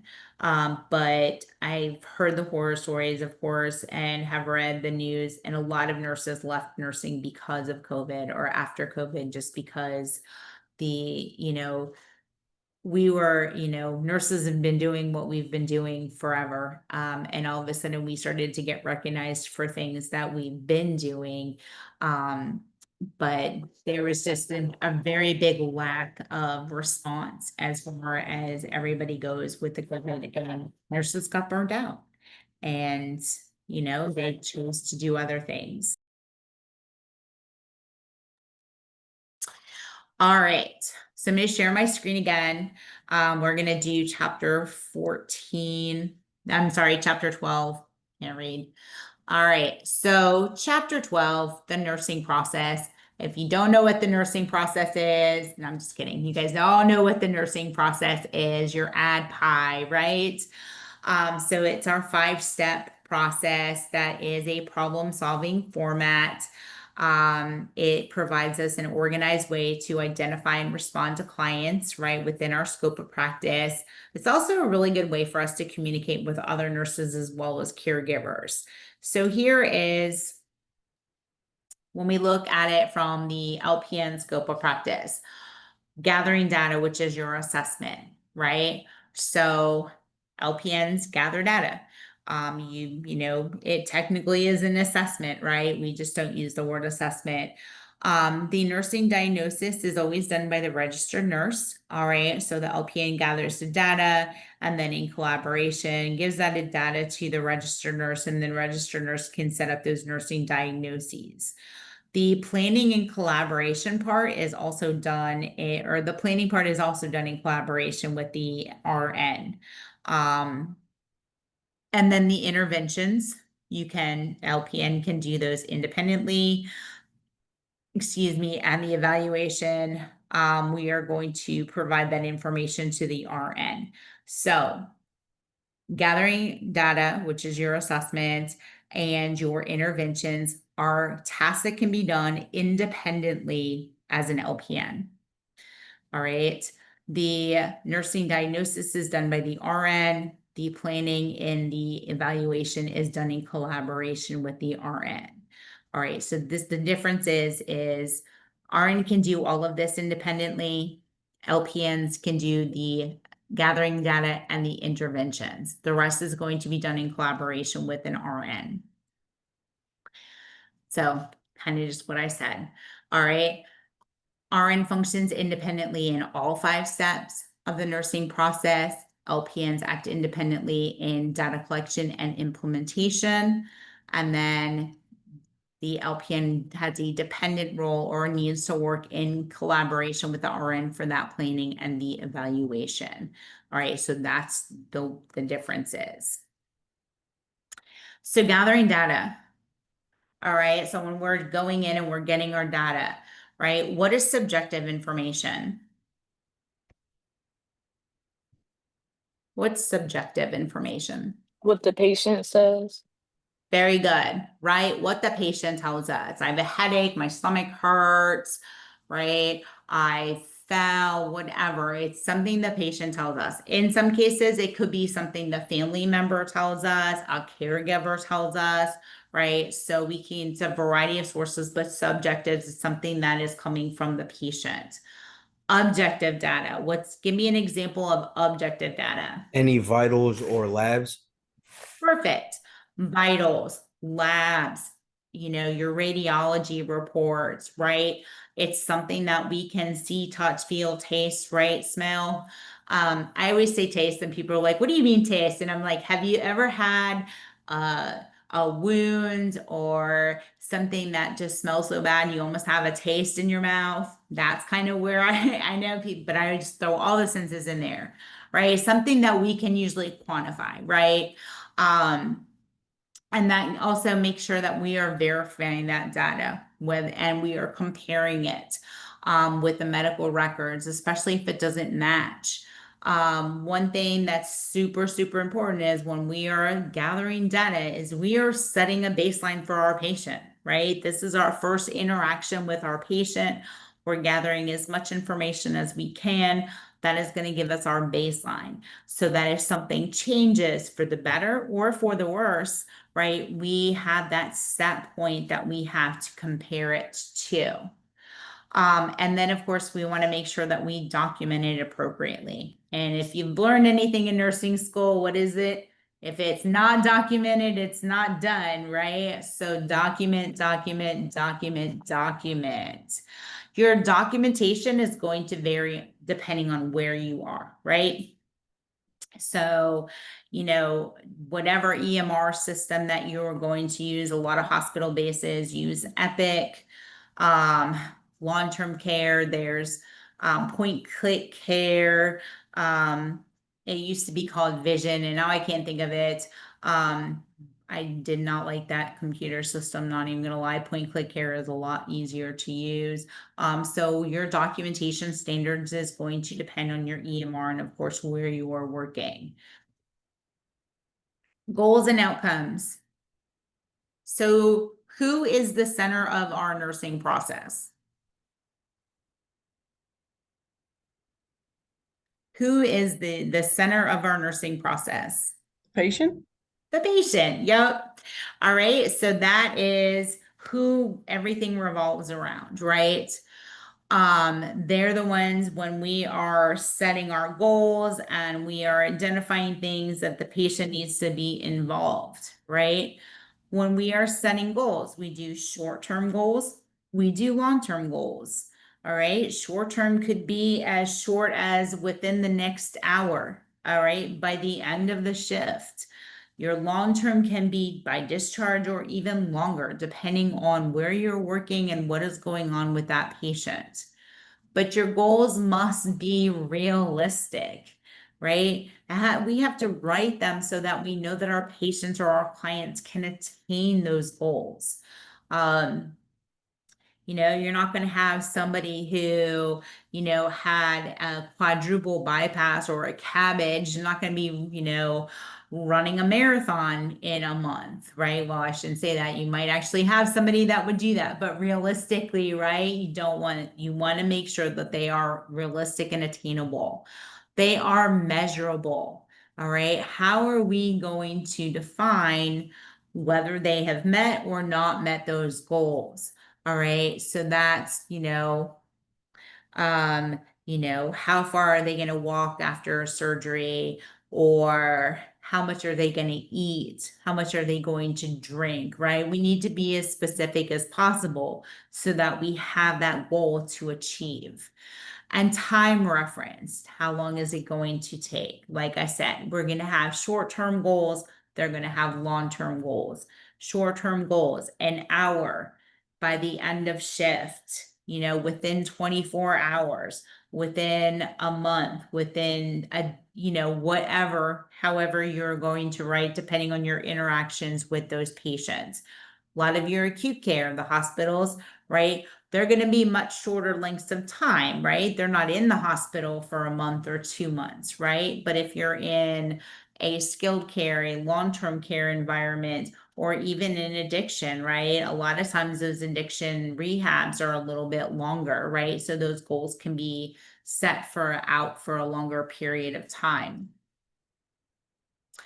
So this is just an example of a nursing diagnosis, problem, outcome. I'm going to make it a little bigger.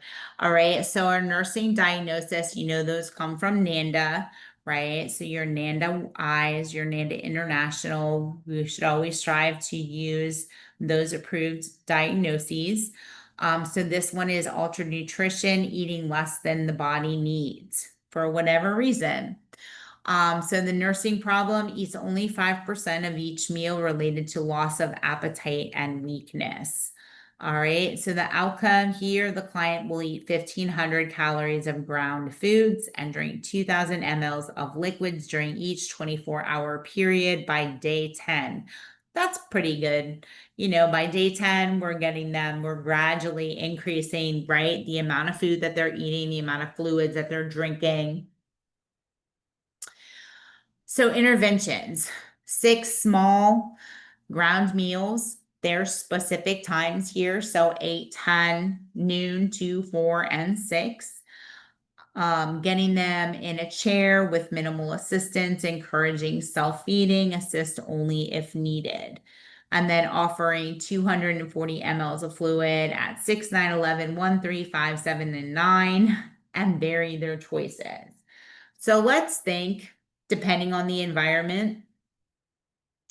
All right, 6 small grounded meals or ground meals. I say ground meals. All right, that's perfect.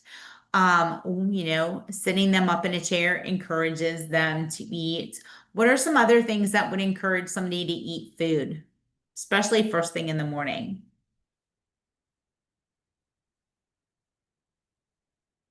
I know a lot of us don't think about this. What are some things that would encourage somebody to eat?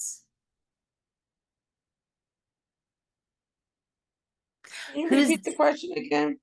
Sure. So what are some of the interventions here, we're put them up in a chair, encourage self-feeding. What else would help to encourage somebody to eat? Oral care. Thank you. 100%. What else? Like having like the Making their utensils with favorite. the grip on there for them?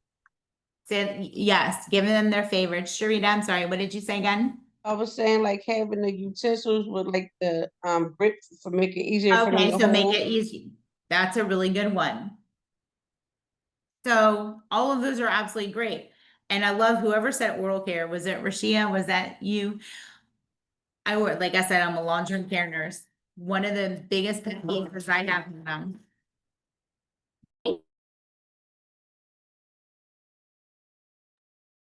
one of the biggest pet peeves I have is oral care. So you slept all night. And a lot of our older people, especially are mouth breathers. Okay. So your mouth is dry.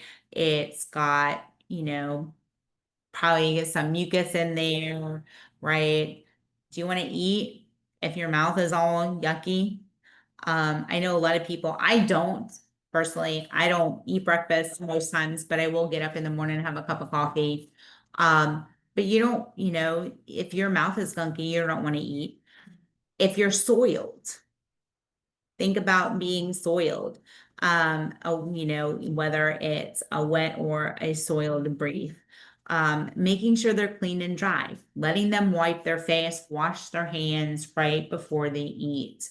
Offering their favorite foods, absolutely, because if you put a plate of food in front of them and they don't particularly like that food, or are they going to eat it? No, they may just pick around and play with it, right? So if we want to encourage somebody to eat, then we want to give them foods we know that they're going to enjoy eating, right? So that is absolutely correct. So think about that when we're working with our patients. It's the same thing with fluids, okay? I'm a coffee drinker. You give me a cup of coffee, you know, 6 times a day, 7 times a day, I'm gonna drink it. But if you give me tea, probably not. I'll drink water if I have to. All right. But same kind of thing. You want to offer them things that they are going to drink. Okay. And so, you know, we kind of have to think about that. And so, you know, what do they like? And then liquids, you know, give them ice cream, jello, popsicles, you know, whatever. You're right. Offering their favorites is definitely going to be, you know, key. So good job. Good job. So when we look at the, you know, we're data collection, we're looking at their intake, right? How much fluid are they taking in? How much food are they taking, you know, are they taking in with each meal as well? So we know what the outcome was.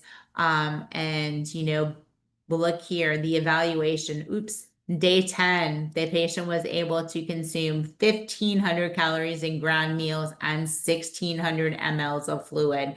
So that's really good, right? We did get those fluids up there. So, you know, we can go back, we can look at those interventions, see what we need to change or add, right? And to make, you know, help us to increase them meeting their goals. So Nano eyes, I already talked about that. That's your systemized taxonomy used to determine any client concerns. That's your best bet when you're writing your nursing diagnosis, is always look for the NANDAs. They're the ones that, you know, are already there for you to pick and choose from, and they cover everything: physiological, psychological, social, you know, all of those things, spiritual. So you want to make sure that you're using NANDA diagnoses. And then care plans. So care plans, how many of y'all write care plans? Anybody in nursing school for clinicals, are you writing care plans? Or are you doing concept maps? No? No care plans? The We do concept maps we concept do, but not maps. the care plan. Okay. No, care plans. So yeah, no, people don't judge me. I prefer care plans. Concept maps are too busy for me. My brain does not work like that.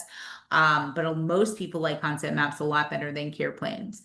So we have different types of care plans. Standardized care plans are based on research of the best possible options for a nursing diagnosis. So again, this is standardized. So we have a patient that comes in and let's say they're having an exacerbation of COPD. So a standardized nursing diagnosis would be, or a standardized care plan would be like ineffective breathing pattern, right?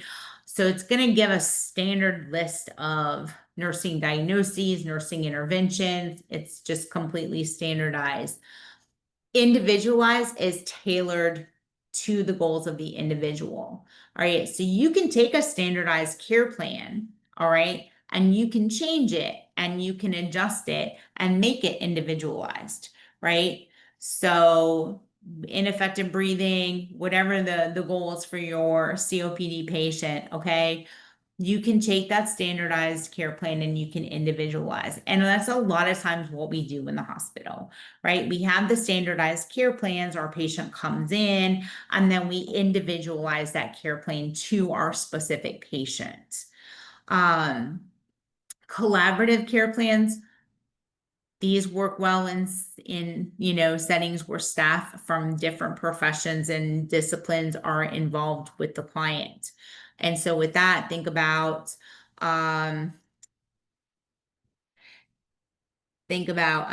like long-term care.